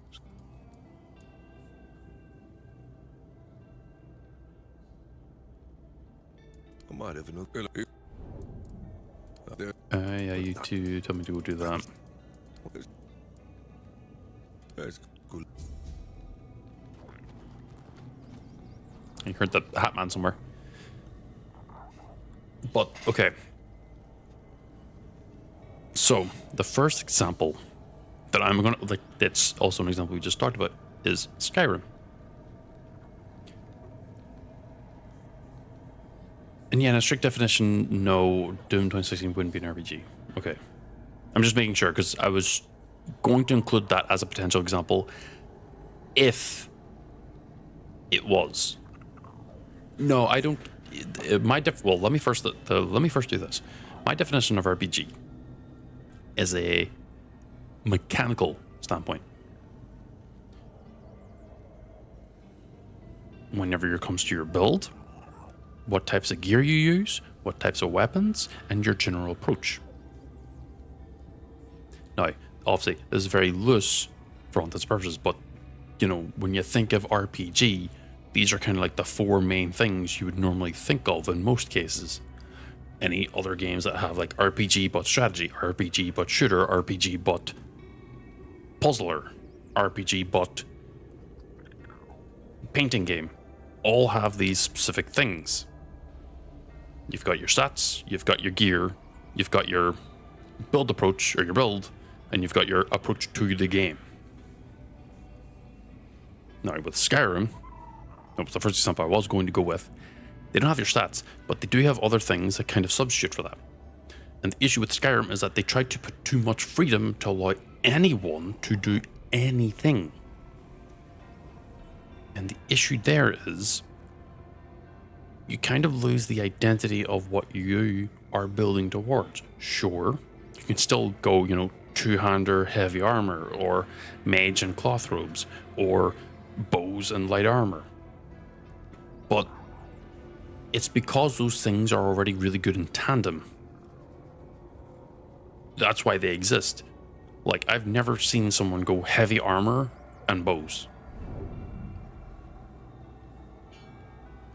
I've never seen someone do... I've never even seen the devs actually encourage going two-handed and stealth. They say, oh, two-handed weapons aren't stealthy, but it's like, no, they're pretty damn stealthy. Yes, they're big and clunky, but you can be pretty damn stealthy with them because of the way you chose to balance the game. You made it so that stealth is like a percent thing. And if you build into stealth, everything becomes a stealth weapon. So why did you not allow like two-handed weapons to have that multiplier towards the damage? And they only applied it to daggers and bows. Although making daggers and bows legitimately one of the best builds in the game, if not the de facto best, because stealth archer, everyone becomes a stealth archer. It is the joke, but everyone kind of does, because stealth, you avoid combat. You equip a bow, you can take out enemies from afar. You never have to worry about anything else except for crafting your bow and your arrows. And maybe whatever magical elements you might have in your bow specifically, but ultimately it's still the same thing. Daggers is like a secondary fallback on bows because they still benefit from the sneak thing, and in most cases I think they actually kind of gain a lot more damage compared to like any two-handed build. The main reason being is that they can benefit from the one-handed tree and the sneak tree, and you know, anything else that can potentially be related to one-handed. And because of these choices, it kind of makes Skyrim very wide in regards to what you can do, but surprisingly very shallow. Because yeah, you're the Dragonborn, but your role is already predefined. You are the Dragonborn. It's not you achieve your unique story role by just being very good at what you're doing. You could be like, oh, you're the legendary person. Yeah, because I did a lot of shit. And like, this is where I take the next example of Oblivion, where Oblivion was surprisingly very deep for what it was, and it was comfortably wide enough to allow a lot of like different interactions. I still think that there's a little bit of a head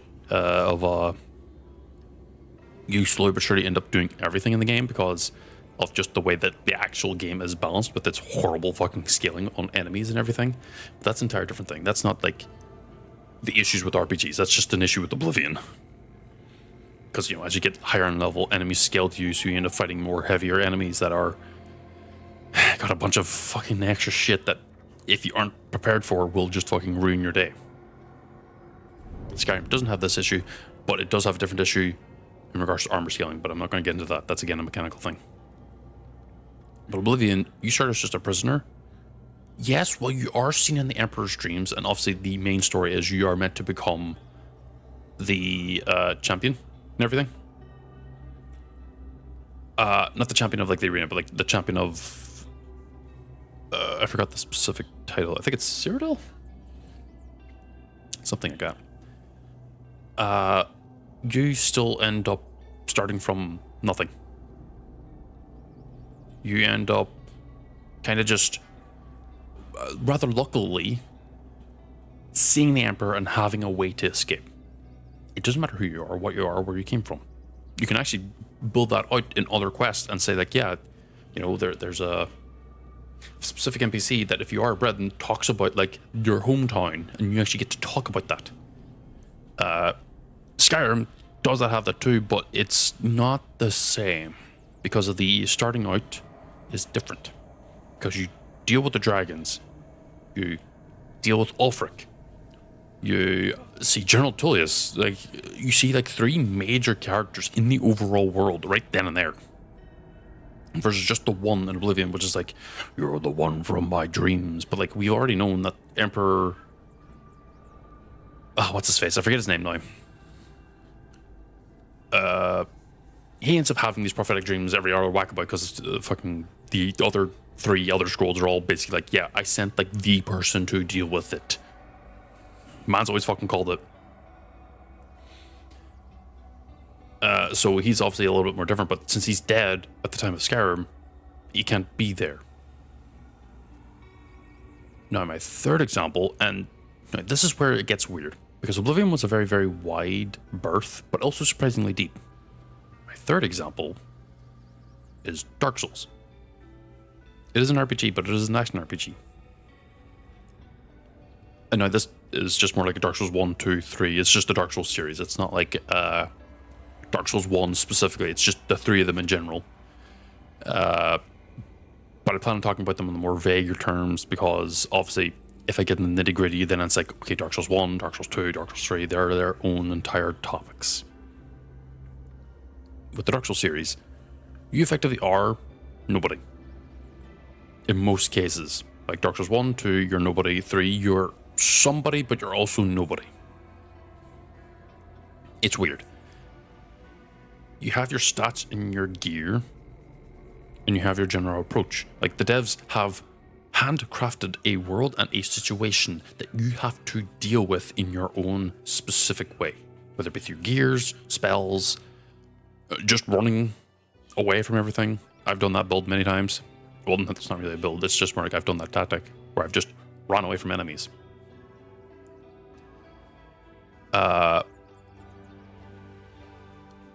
And the approach between Dark Souls and Oblivion and Skyrim is that with Dark Souls, you are actually encouraged to play it multiple times. Not because of the lore, but just the individual, unique approach to just the game can change from different playthrough to playthrough. No, this isn't like New Game Plus or anything. I mean just like starting the game back from the very beginning again. A lot of people say, oh, but the game starts when you get to New Game Plus. I disagree. I fundamentally disagree because a lot of the challenge in Dark Souls and any of those Souls-likes is always New Game. Because the game is always balanced where you have nothing to a lot. When you go to New Game Plus, the game is still balanced from nothing to a lot. The only time you ever feel any meaningful impact from New Game Plus is, well, like 7 runs in, effectively. So it's not really that great. And now, this is where the fourth example that now I've had a little bit more time to kind of ponder on is Tainted Grail, the one I'm playing right now. It's a handcrafted world. There is no repeatability. There is no radiant quests. Every quest is handcrafted. Your builds are your builds. You build into a specific thing. Yes, they allow you to respec with the origin points or potions, which is a good thing. But it also has the fact of allowing you to do whatever you want. Yes, there is specific endings you can go for, like you would have it in Dark Souls and everything too. But it also has the benefit of going into New Game Plus. I mean, you can go back through the game where they actually care about the balance a bit. Where New Game isn't like, oh, you take your end game gear all the way back to New Game Plus, and then that's it. No, you get to take your new game gear into New Game Plus. It's fundamentally weaker because you're taking a penalty to your, I think, armor at the time. I think you can still do an insane amount of damage. But that's a different issue. That's just how free it is. You can just kind of aggressively build in the damage and ignore most of the difficulty of the game, which isn't a bad thing. Again, letting players be strong is a good thing. Just when people say like, oh, but how do I make the game hard? How do I do this? It's like, well, don't build a full damage build, you freak. Like, I'm considering the game very hard right now because my build is a Thorn build, so I have to approach everything differently. Yes, eventually I will not take damage. That's fine. But now it's a case of how do I output damage in this specific way? There are options, and I have ways of doing them. But right now, I don't have that. I think Arc 1's always the one where it's like, this is where you have to figure out how you do things. Arc 2 is where your individual build starts coming alive, and Arc 3 is like, this is just the home run. You're killing most things, you're defeating most enemies, you're making most things that would be a legendary threat effectively nothing. And the DLC that they added in is between Arc 2, is like smack bang in the middle of like Arc 2. And it has slightly harder scaling.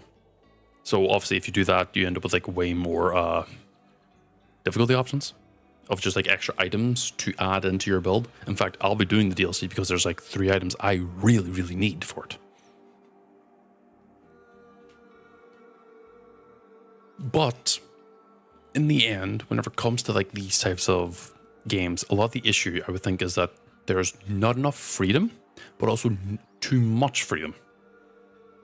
One of the best games I've played legitimately in the last like 6 years is Dark Souls, the first one.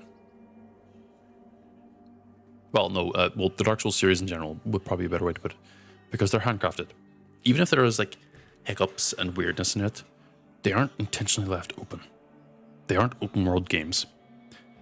They aren't balanced in a strict sense of like, we're going to take a lot of power out of you, or we're going to take a lot of power out of your character and put it across the world, fucking Elden Ring, and make you go on a fucking huge ass jaunt just to have the power that you should have started out with. And a solid second game that's been really good for me personally is Tainted Grail. I'm now doing on my 3rd playthrough of it. Because, I don't know, something about the individual approach, and I've got like a ton more builds I just want to run just because I want to experience them, is really, it's handcrafted. It means that when something is done, it's done. The only thing that ever responds is resources and enemies. And past that, that means like, okay, I am done dealing with these guys. I'm going to move on to the next arc and clear that map. You can also infinitely scale with your skills and everything. You can get 100 armor, 100 one-handed, two-handed, 100 magic, 100 stealth, 100 all these other different things. But your max level is still like, I don't actually, I remember doing the math on it, but 99 and all this, that's your max level. Because your skill trees, it's 81, 42, 61, 81, 50, and 59 total. And like, in the first new game run, you end up with like, assuming you really, really push a little bit of grind on it, you end up with like 80 levels total. That isn't talking about the extra little like attribute points and skill points you can just find in the world by buying them off of vendors or by doing quests. They're just like an extra little reward. So you end up with like plenty of points to work with. So you can kind of at least get your main build that you're running with going to do what you want to do. And I feel like the nigh constant freedom for players is an active detriment, or the freedom for all players is an active detriment for the game and the enjoyment of the players. Because there's only so many times I can run through the same game, run the same path, run the same build, run the same approach before I genuinely just get bored. And a lot of people have the same issue. Obviously, there are people who are like, I absolutely love this game. I will play it day in, day out, day in, day out, day in, day out. And they'll do the same thing over and over and over. That's different. That is raw enjoyment. I'm talking like the average person. There's only so many people that can go. Yeah, exactly. By trying to cater to everyone, they cater to no one. This is kind of like the issue with big games. They are trying to cater to everyone. This happened with Elden Ring. Yes, there's a lot of people who bought the fucking game. I'm not going to deny that. But a lot of people also stopped playing the game, surprisingly. Because the first playthrough was a lot. Because you're trying to go across the entire world and complete everything.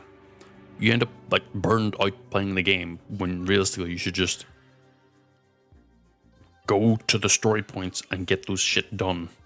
The only time you ever side path is if you're trying to get pieces of gear to up your power. And like a lot of games nowadays are trying to appeal to a lot of people. They should dial in your niche, aim for your specific thing, especially if you're not a popular game or well known. Dial that shit in, get it down to a fucking formula, and let people play it. If what you make is a solid, good, enjoyable experience that looks okay and runs okay, people are gonna love it. Like, to give two very, very recent examples, both Code Vein 2 and Neo 3, I was able to play the demos of, and I also bought Code Vein 2, but I also ended up refunding it because both those games have performance issues. Yes, they're both only just released, and they should be more later down the line, or there'll be more patches to fix those performance issues, but they kind of went and forgot like the initial identity of like where they are and where they went. They both added in open world effects. Sure, it's interesting. You don't fucking need it. Because, again, one of the big issues with these games is that when you start adding in the big open world shit, you lose the identity of like these handcrafted, careful placements of items, enemies, encounters, where you approach the issue and you have to deal with the issue. Oh, what part did you have to take the call at? No worries. I don't mind repeating it. It's completely fine. It might also let me go back and like revisit things and make them a little bit more precise and clear. Because initially, I'm kind of just ranting, effectively. After the catering comment, yes. To reiterate there, the issue is that a lot of games are reaching out for everyone. So they're trying to be very, very varied. But the issue is you lose your identity by trying to approach for everyone. And because you're trying to approach for everyone, you lose the thing that makes you a good game. It's not exactly a bad thing, but it kind of does hurt the identity of the game series after a point. Game series that are like well loved and everyone kind of just knows what the fuck that game's about are the ones that were they focused on what they were like remembered for and made them like the niche.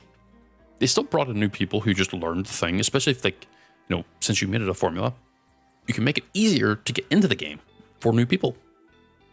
It's not a bad thing. It's actually a very good thing because you know what the fuck you're doing. But if you end up making a new game and you're bringing in a new factor that you have never touched before, it should never be a mainline game. It should always be an offshoot or a DLC or something extra to play with the idea and see if players liked it. To give an example, sadly, Code Vein 2 and Neo 3. Demos both came out for those games. They both have the general approach of open world. Code Vein 2 admittedly also kind of went off the deep end in regards to like what it wanted to do in regards to the lore. But it took away a lot of like things that a lot of people liked with Code Vein 1 and integrated them in different ways. It's not bad, but it's like you're bringing in a new audience when you should be kind of focusing on the current audience. Because the current audience are the ones who are going to like try and talk about the game and like hype up the game. Because if you're trying to bring in new people, those new people are going to come in. They might like it, they might not. But they might end up having more reach compared to the veterans. But the veterans will also end up disliking the game for what it is. And Neo 2, or sorry, 3, brought in the open world as well. No, fucking performance-wise, that was fucking horrible. I felt like I didn't lose frames. I never ran out of frames. The issue I actually had was the game was either trying to load a ton of stuff or something, and it was just very slow. Like, I felt like I was physically walking through mud when playing the game. Enemies were attacking really slowly. I was attacking really slowly. It felt fundamentally wrong. It reminded me of like when I was playing Neo 2, that if I slammed through a bunch of like pots, crates, generic breakable things, the game would chug, not like frames, it would just slow down until those things were fully broken, and then it would speed up again. And it was always kind of funny because you were actually somewhat encouraged to smash through them to pick up money and other smaller items that you could use to benefit yourself. But Neo 3, while it brought in the open world thing, it kind of lost a lot of its identity in like the handcrafted environments, the handcrafted levels. Because in Neo 1 and Neo 2, the levels were like a level. You go to the map, you choose one, you do that one. You finish it, you get the story like conclusion for that mission, and then you move on to the next one. Same with Code Vein. A level-based approach towards the world meant that it felt better to play, and also if you were to leave it and come back, you knew what the fuck you were doing. Like, you were on like the capital point where it's like, this is where you fight the big troll boss who spits fire or whatever. I'm kind of combining like a bunch of different games there because I'm thinking of like the fire troll or the fire giant from like Elden Ring and everything. But like, you know, you'd get to that point, like you knew where you left off. You knew what you were doing, even if you might forget the controls. You still knew what the hell you were doing. But now you're going towards the open world approach. It means that if you leave off at a very, very vague point and not like the point of where there's a boss or whatever, you have a very high chance of just forgetting what you were doing. I've done it multiple times. It's consistent. And it's not like I don't have ADHD. I don't. That I'm aware of. It's genuinely like, you know, you put the game down for a bit. You move on. You do other things. You play other games. Yeah, you kind of forget what the fuck you were doing in this open world huge game when you're wanting to like really target on like specific things. And you end up kind of like with the, what's it called? Decision paralysis. There's a point. But too much is too much. Go back to the very careful handcrafted worlds, the very careful levels where like you have the ability to see like the other part of the level because it was conveniently placed and programmed to allow you to do that. Not giant empty field you walk across. Because if you end up like, with all due respect, if you end up very much creating a map and the map is like 1-to-1 America or whatever, a lot of that's just empty space. There's nothing interesting going on there. And there won't be, because that's how the real world is. It is boring in comparison to most video games, at least when you're like actually going out and exploring and looking for things. A random empty field is a random empty field. Which, when you look at games from an entertainment value, that's extremely bad. Because on multiple levels, one, entertainment value, it's an empty field. There's nothing to do with it. Unless you have some extra mechanic that makes this empty field be something, it's generally just an empty field. 2, the game has to render that. If your camera happens to pan over to see the thing, the game's going to end up rendering that, which ends up impacting performance, which is another entire fucking issue. Especially if you're not like, especially if your game doesn't do the appropriate thing of cutting off certain sections and like unloading things behind you. Like, he was unloaded for a second there. And if I look away again, he's probably unloaded right now. A lot of stuff behind me is probably unloaded in like specific chunks, making the game run really smoothly. But if I end up looking back on it, there's a high chance he'll be deloaded again after a point. So it's just a whole plethora of issues facing like open world things because they want to keep the map loaded at all times to make it smoother in quotation marks to loading, but also the game has to constantly load that. That genuinely impacts on performance, especially whenever they're trying to be like, no load screens. It's like, okay, no load screens means that we're going to be dealing with nigh constant performance issues. So you have to actually like deload things. And if anything, I'd actually encourage a lot of games now just do load screens. Stop trying to do like the no load screen stuff.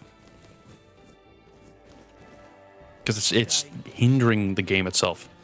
And yeah, a lot of RPGs, again, to at least finish the point. You survived. The issue is too much freedom and not enough freedom. Being able to approach any situation is enough freedom where I think you could have a very handcrafted, locked-in world. Like, I could approach this stealthily, attempting to deal with it, even though stealth sucks. Good. I could run in here with magic, deal with these enemies, and move on. Mercy. I could stand here like a dumbass, letting them smack the shit out of me, and loot them and move on. We'll make short work of you. And I'm avoiding, obviously, trying to talk about balancing, because balancing is always going to be a big issue with a lot of these types of games, because the devs simultaneously get told, yeah, people want a good, solid, balanced game. I don't. I never want a good, solid, balanced game. I want the game I'm playing to become, like, kind of ridiculous, because I am the player character. I am probably a major... You are really short range with that. Didn't see that coming. I am the main person here. Why am I weak? Why am I having to put in an extra, like, sweat to, like, win the fight? What a whim. Sure, obviously you can have the point of like, well, then there's no challenge. That's fine. It's fine to have no challenge in the game sometimes. It's a game, for the love of God. To respect me.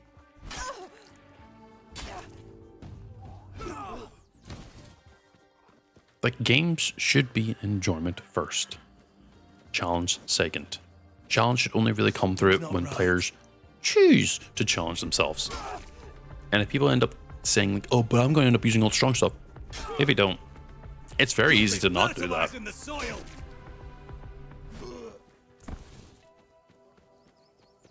Like, generally a lot of people end up saying, oh, I hate, having played, like, Final Fantasy 10 with no money or whatever, but it's like, you remember that. You have a story to talk about. Probably a very interesting story, too. Because you've had to sit and think about how you approach the game. Like, if anything, you've unironically made it sound like the game is so much more fun because you had a different approach compared to many other games. It's not a bad thing at all. It's a good thing. Because if you end up liking a game a lot, I just sold the fucking thing. You're going to end up liking it anyway.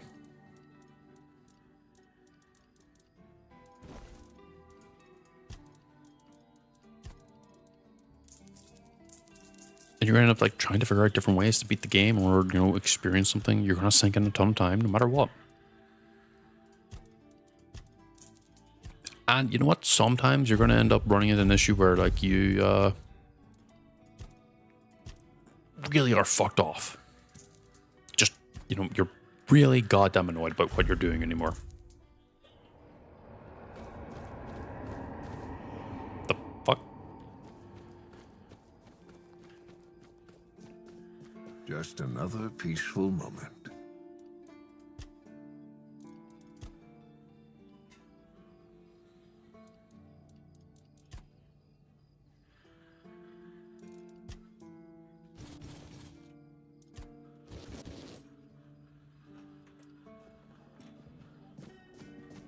So I'd say, at least in my case, You doing okay? just to properly summarize, the issue with many RPGs is not enough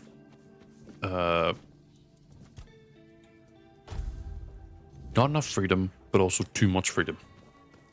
And the freedom should really be in regards to like player build and how they approach any situation. And the Damn it. He was if you and the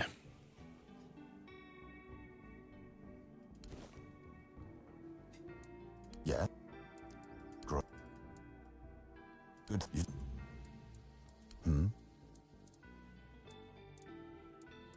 You've done you I don't like your tone, but that's what and if you gala we'll all I can do the other one too. That's all I have to do is just walk down there. It's just quest 2. Actually, what time is it? Is the dog streaming? I have to double check that. Yeah, like, there is a point that games, because there's so much in it, that whenever you have done everything, you don't really have anything left to do. Because a lot of the enjoyment will have ended up being burned out of you. Whereas if Cyberpunk was a much more smaller, contained experience, but it had like a lot of options in regards to what your character could build and approach with, I imagine you could still be playing in the goddamn game. I mean, people are still playing Skyrim for all intents and purposes because it's vast, but also because mods. They mod the hell out of the game. I've seen playthroughs where it doesn't look like the same game, which is kind of impressive. I'm gonna... Oh, because I discovered the area, that means I got experience. Ooh. Okay, the dog isn't yet. Good. I'm gonna dip out so I can actually use this level.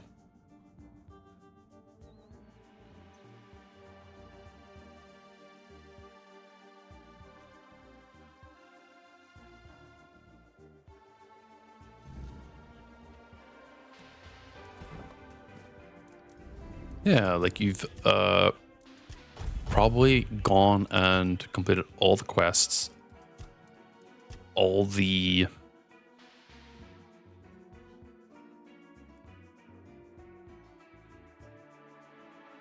sorry, I'm currently staring at. Do I want armor with thresholds? Probably not, actually.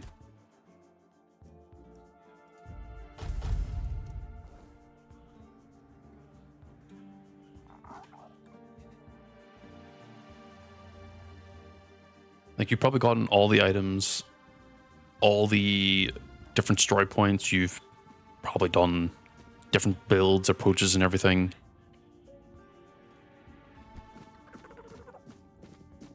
Like, the game's admittedly done.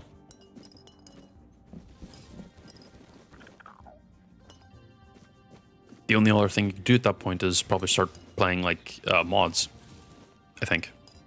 Correct me if I'm wrong, obviously. Or obviously, correct me if I'm possibly wrong on whatever it is I'm saying.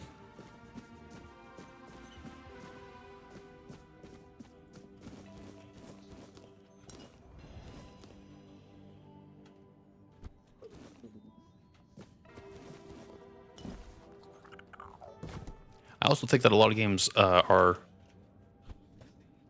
afraid of choosing to go kind of wacky with what they do too. Because I think, yeah, Cyberpunk came out. I don't think there was any other game that wasn't attempting to do Cyberpunk-ish mechanics or approaches for a while. Kind of effectively copied them. Not a bad thing, but also like, guys,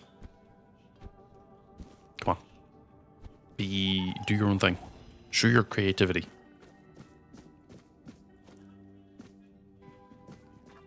Not a bad thing, trust me. Because you'll end up picking up some fans who are like long-term fans, or other people who are inspired by what you do. Don't copy the big thing. Please, for the love of God, move on from Vikings. They're boring.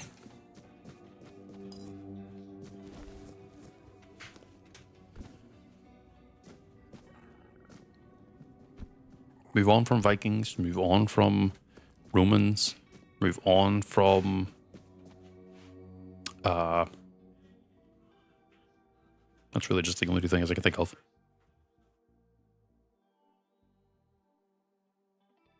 Move on from military stuff. Like, stop that. You're just doing the same 10 things over and over. I need to put the stupid double away. To see you. Because I'm going to end up fucking taking it constantly. And possibly selling that. I don't want to.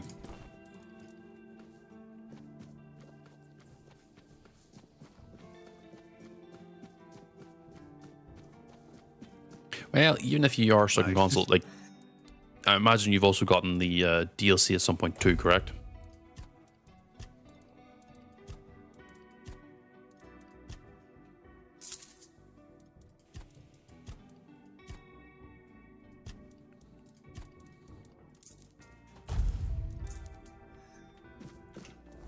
Why am I so... Oh, it's because of all the crafting materials. Yeah, like, you've done the game now. The only other thing you could really do is maybe challenge runs, maybe. It's only if you really want to.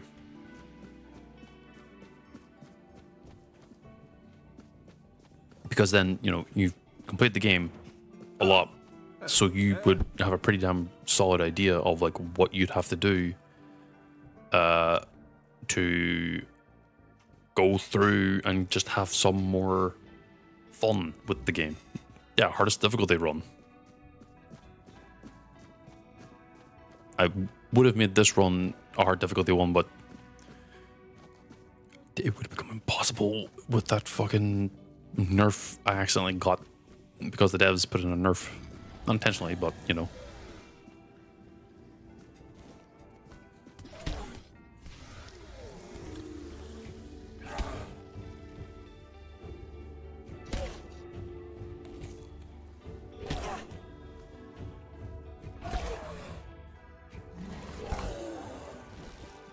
The only time difficulty with these guys is that they take forever to attack.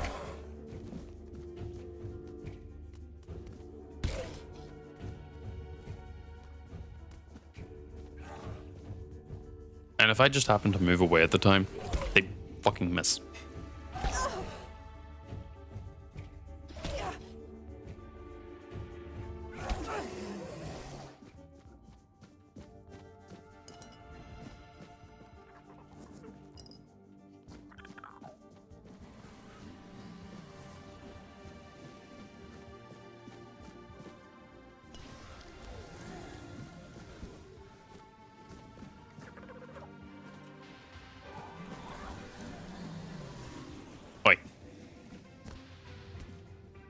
Thanks.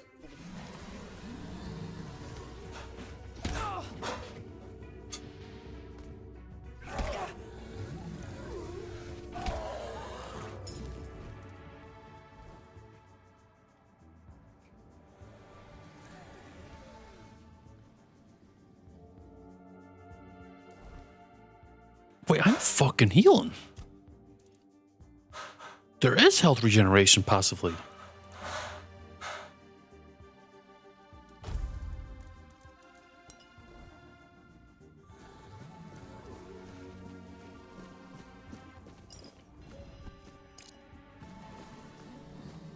Holy shit, I didn't know that was a thing.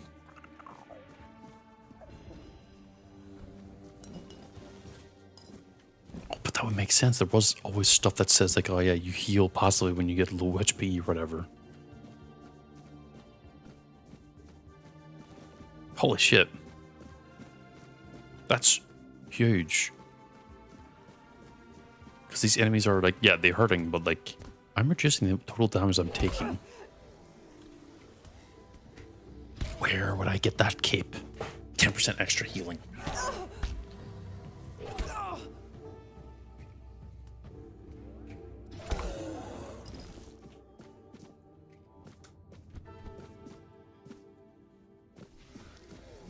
Because yeah, I imagine also with your hardest difficulty run, you're going to end up doing like the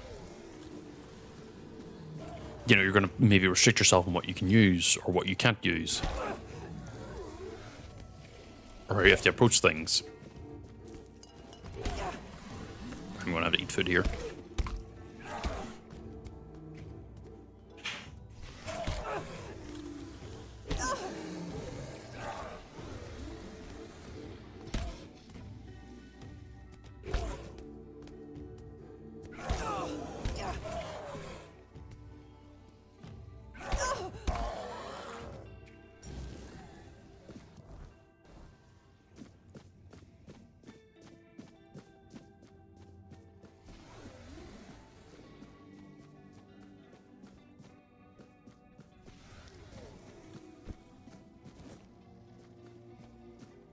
Because yeah, my last run was a hardest difficulty run, shields only, and no healing, which was rough. It was rough for a good chunk, and it caused a lot of accidental deaths, but it's still doable. Why do you say it's going to be hard to do, for yourself at least?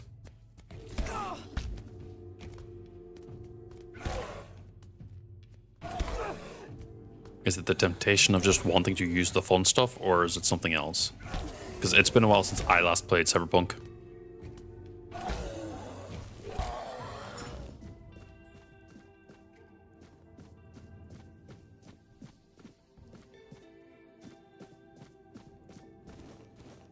Jeez.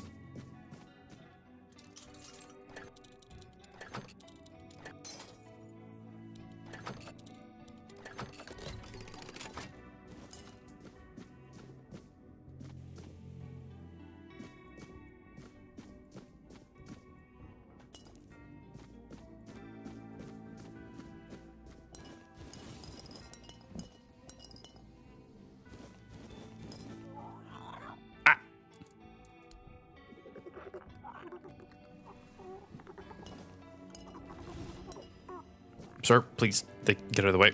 Thank you. I think I gotta get a fucking torch.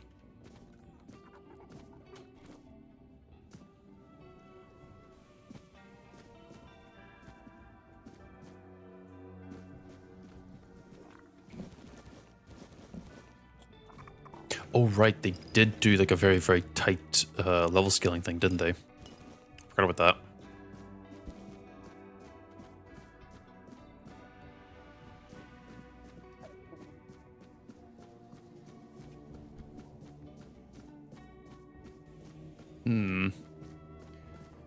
Well, I mean, there's always a few ways you could approach it. But it's mostly by choosing things that aren't... the best way to put it is, there's difficulty and then there's tedium.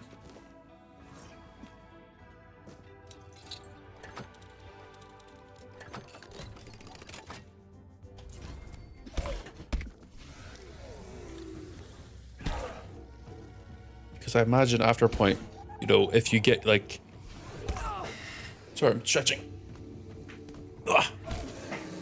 If you end up running like the equivalent of like a strength only build, you'll obviously, as you says, run out of points. Or not run out of points, run out of things to spend on the strength only build. Strength only build ends up being like the thing that is done at that point. So at that point, you kind of might have to just get used to just having extra perk points to spend. Or you end up doing like, okay, every quest you complete, you can spend a perk point or something like that, whether it be main quests or side quests. That's ultimately up to you. Like, you controlling what level you level up at is going to probably apply that difficulty that you want, theoretically.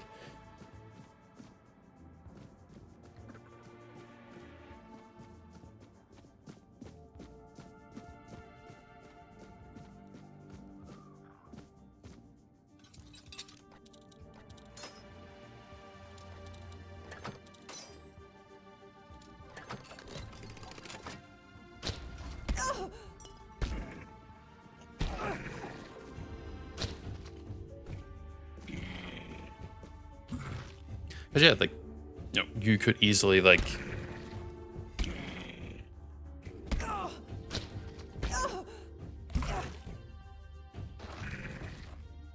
thing attacks really fast.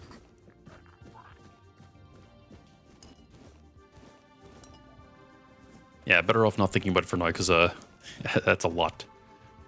Setting up a challenge run versus like doing it is always like the doing part's the easy part. Sometimes the hard part's really planning it out and like getting one that isn't just damn it. That isn't just tedium, because tedium ends up being boring.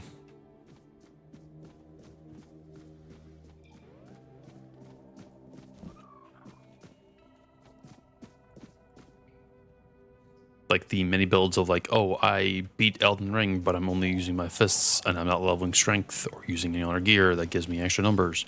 So I'm only doing like 7 points of damage or something stupid like that. Like that's a tedium run. There's no difficulty or anything in that. That's just tedium.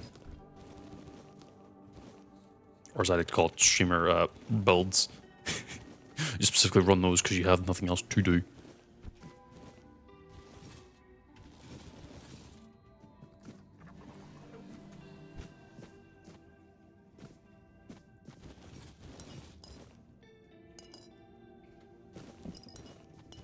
I mean, this build is quite literally a streamer build.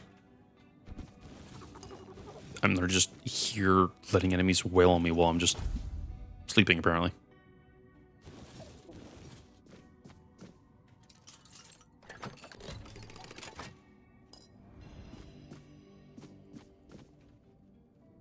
But then again, if that's fun to you, that's fun to you. I sure as fuck would never do a fucking Elden Ring run where I'm not allowed to use normal weapons. No thanks.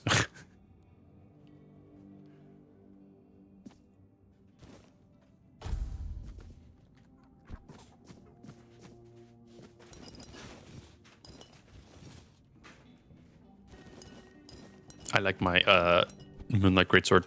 Thank you very much.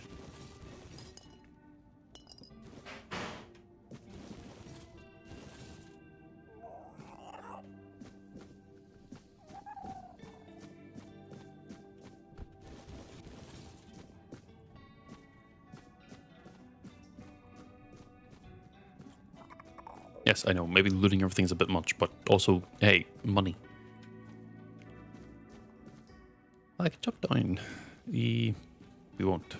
Just making sure it's completely empty to a point. What's my carry weight at? 149. I need to dip out.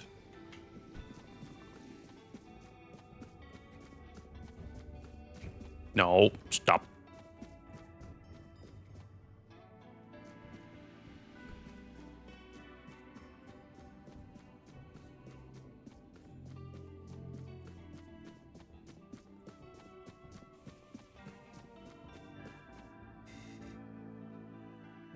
Will never not be funny that I'm running in and out of these dungeons being like, yep, I'm collecting a ton of loot from it, don't mind me.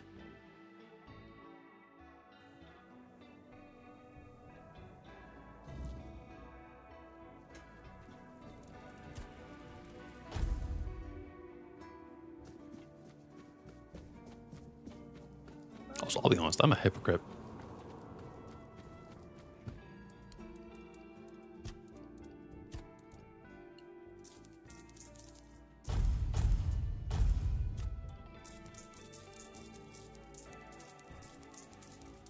It's like, oh, I call this build the fucking streamer build. It's just like, I'm literally doing this to stream. Ugh.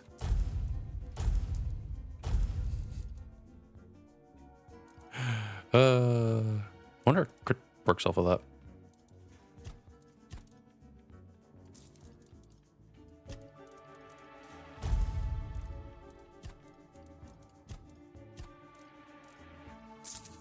Yeah, kind of wild to randomly say.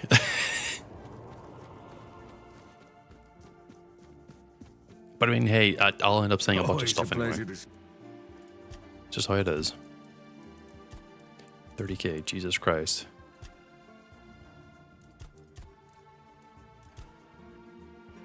But we'll keep upgrading the pickaxe, because I don't want to keep swinging on fucking... that ore nodes.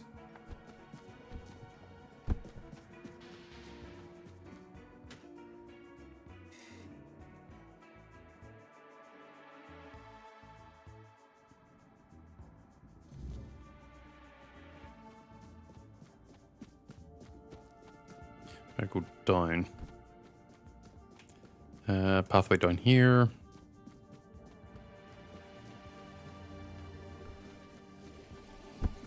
But basically, like, you know, whatever I say, don't take it fully for, like,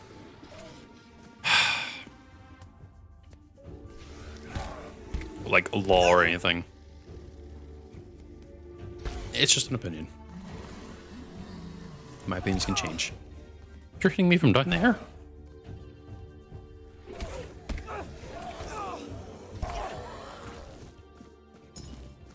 Yeah, actually, that technically a lot of them do not have that. Yeah. Skyrim and Oblivion don't have that themselves.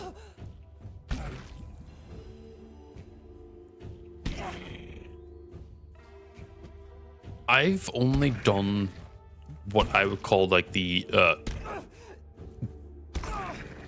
morally okay route in this game. So I don't know if there is like any bad paths. So I wouldn't know what I would go through. But I definitely think there are like options.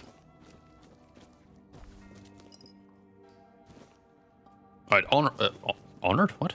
Dishonored definitely had a really cool way of doing it. The chaotic and spot. I don't remember what it's called. Whether or not you were spotted a lot, and how you specifically approached like the chaos system. Like I remember that being actually very, very interesting.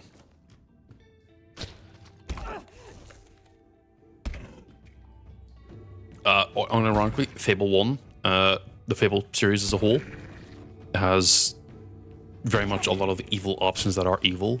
Mass Effect also had them. But Mass Effect was still like a... it was more like whether you were a dickhead or not.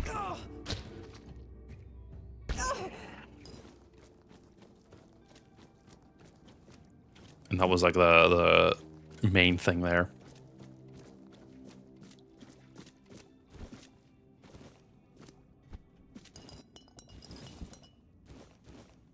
I think there might be an evil path here because I've definitely had the option to like kind of go a different path multiple times. I'm not actually sure. I wouldn't call it evil though.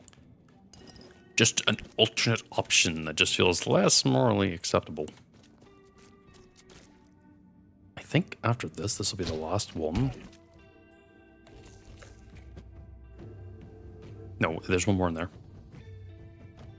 Spore? Which one are you talking about? Are you talking about like Spore, like the PC version, or Spore the DS version?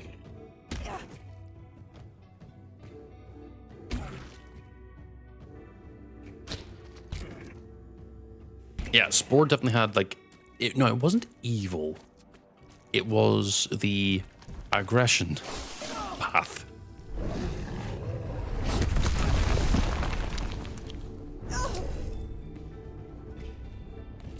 Like, if you chose to be aggressive, that was just your approach for pretty much the entire game. In fact, I kind of like locked into it. Sorry, I'm trying to figure it... Oh, there it is.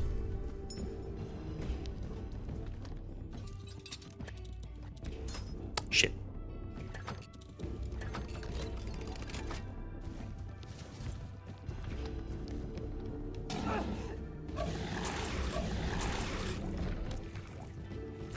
Wait, you could? I remember them being so hard to, like, so hard to, bargain with. Like, anytime I tried to befriend them, or anything, they would just kind of immediately shoot right back down to, like, treating me as an enemy. I think I jumped that and still got smacked.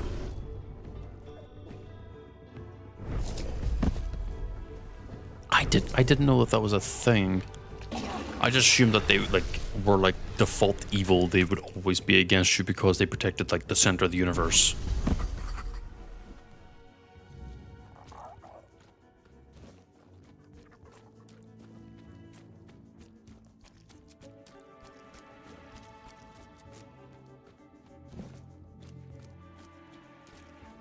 Mind you, the last time I played Sport was like a while ago.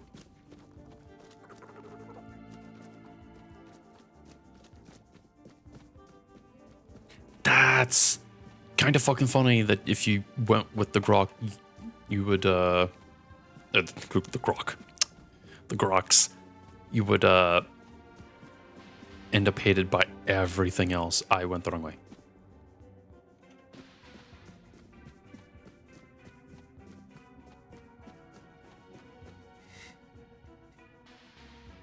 Man, I didn't ever think about that.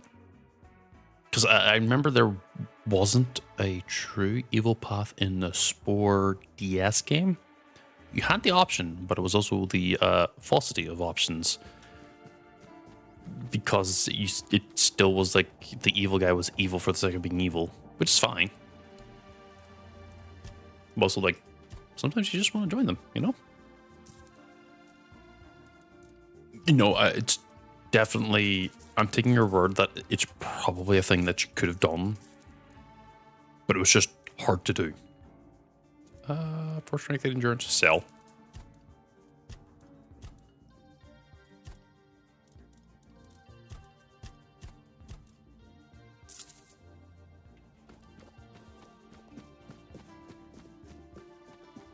But I am at least going to be calling it here now that I've finished this quest. Tunnels are safe now. And how? And rough shell shape, give them go on. Yeah, I assumed it would have been base game. Because I remember, like, yeah, you could befriend them. But, you know, they would just immediately shoot back down, in my opinion. Or not my opinion, my experience. They would shoot back down to being negative and hating you again. Now, I don't know if that was just my approach or if that was something else. But that's what I just remember. Still 3 swings. Okay. Whenever I start leveling strength, that'll be easier later. Because I'm going to need strength for some of these items I'm going to be using.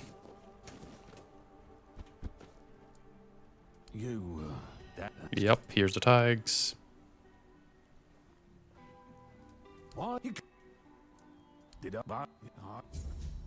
we go. That's that done. He's now no longer like about stuff.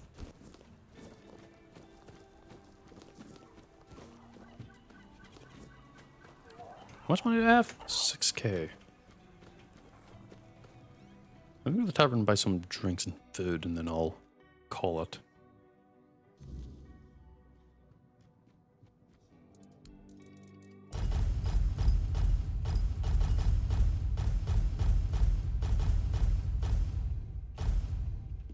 Because that's my literal like supply of like potions and food. Ah. Right, so we are going to be calling it there. I don't know if anyone is currently streaming. The dog isn't, and no one else I am aware of is streaming. No. So I'm just going to call it there. Yeah, the dog. She's not streaming right now. She'll probably be streaming later, just not at this exact moment. But until then, I will catch you all next time for more Thornana's playthrough of letting everyone attack us instead of attacking them. Till next time.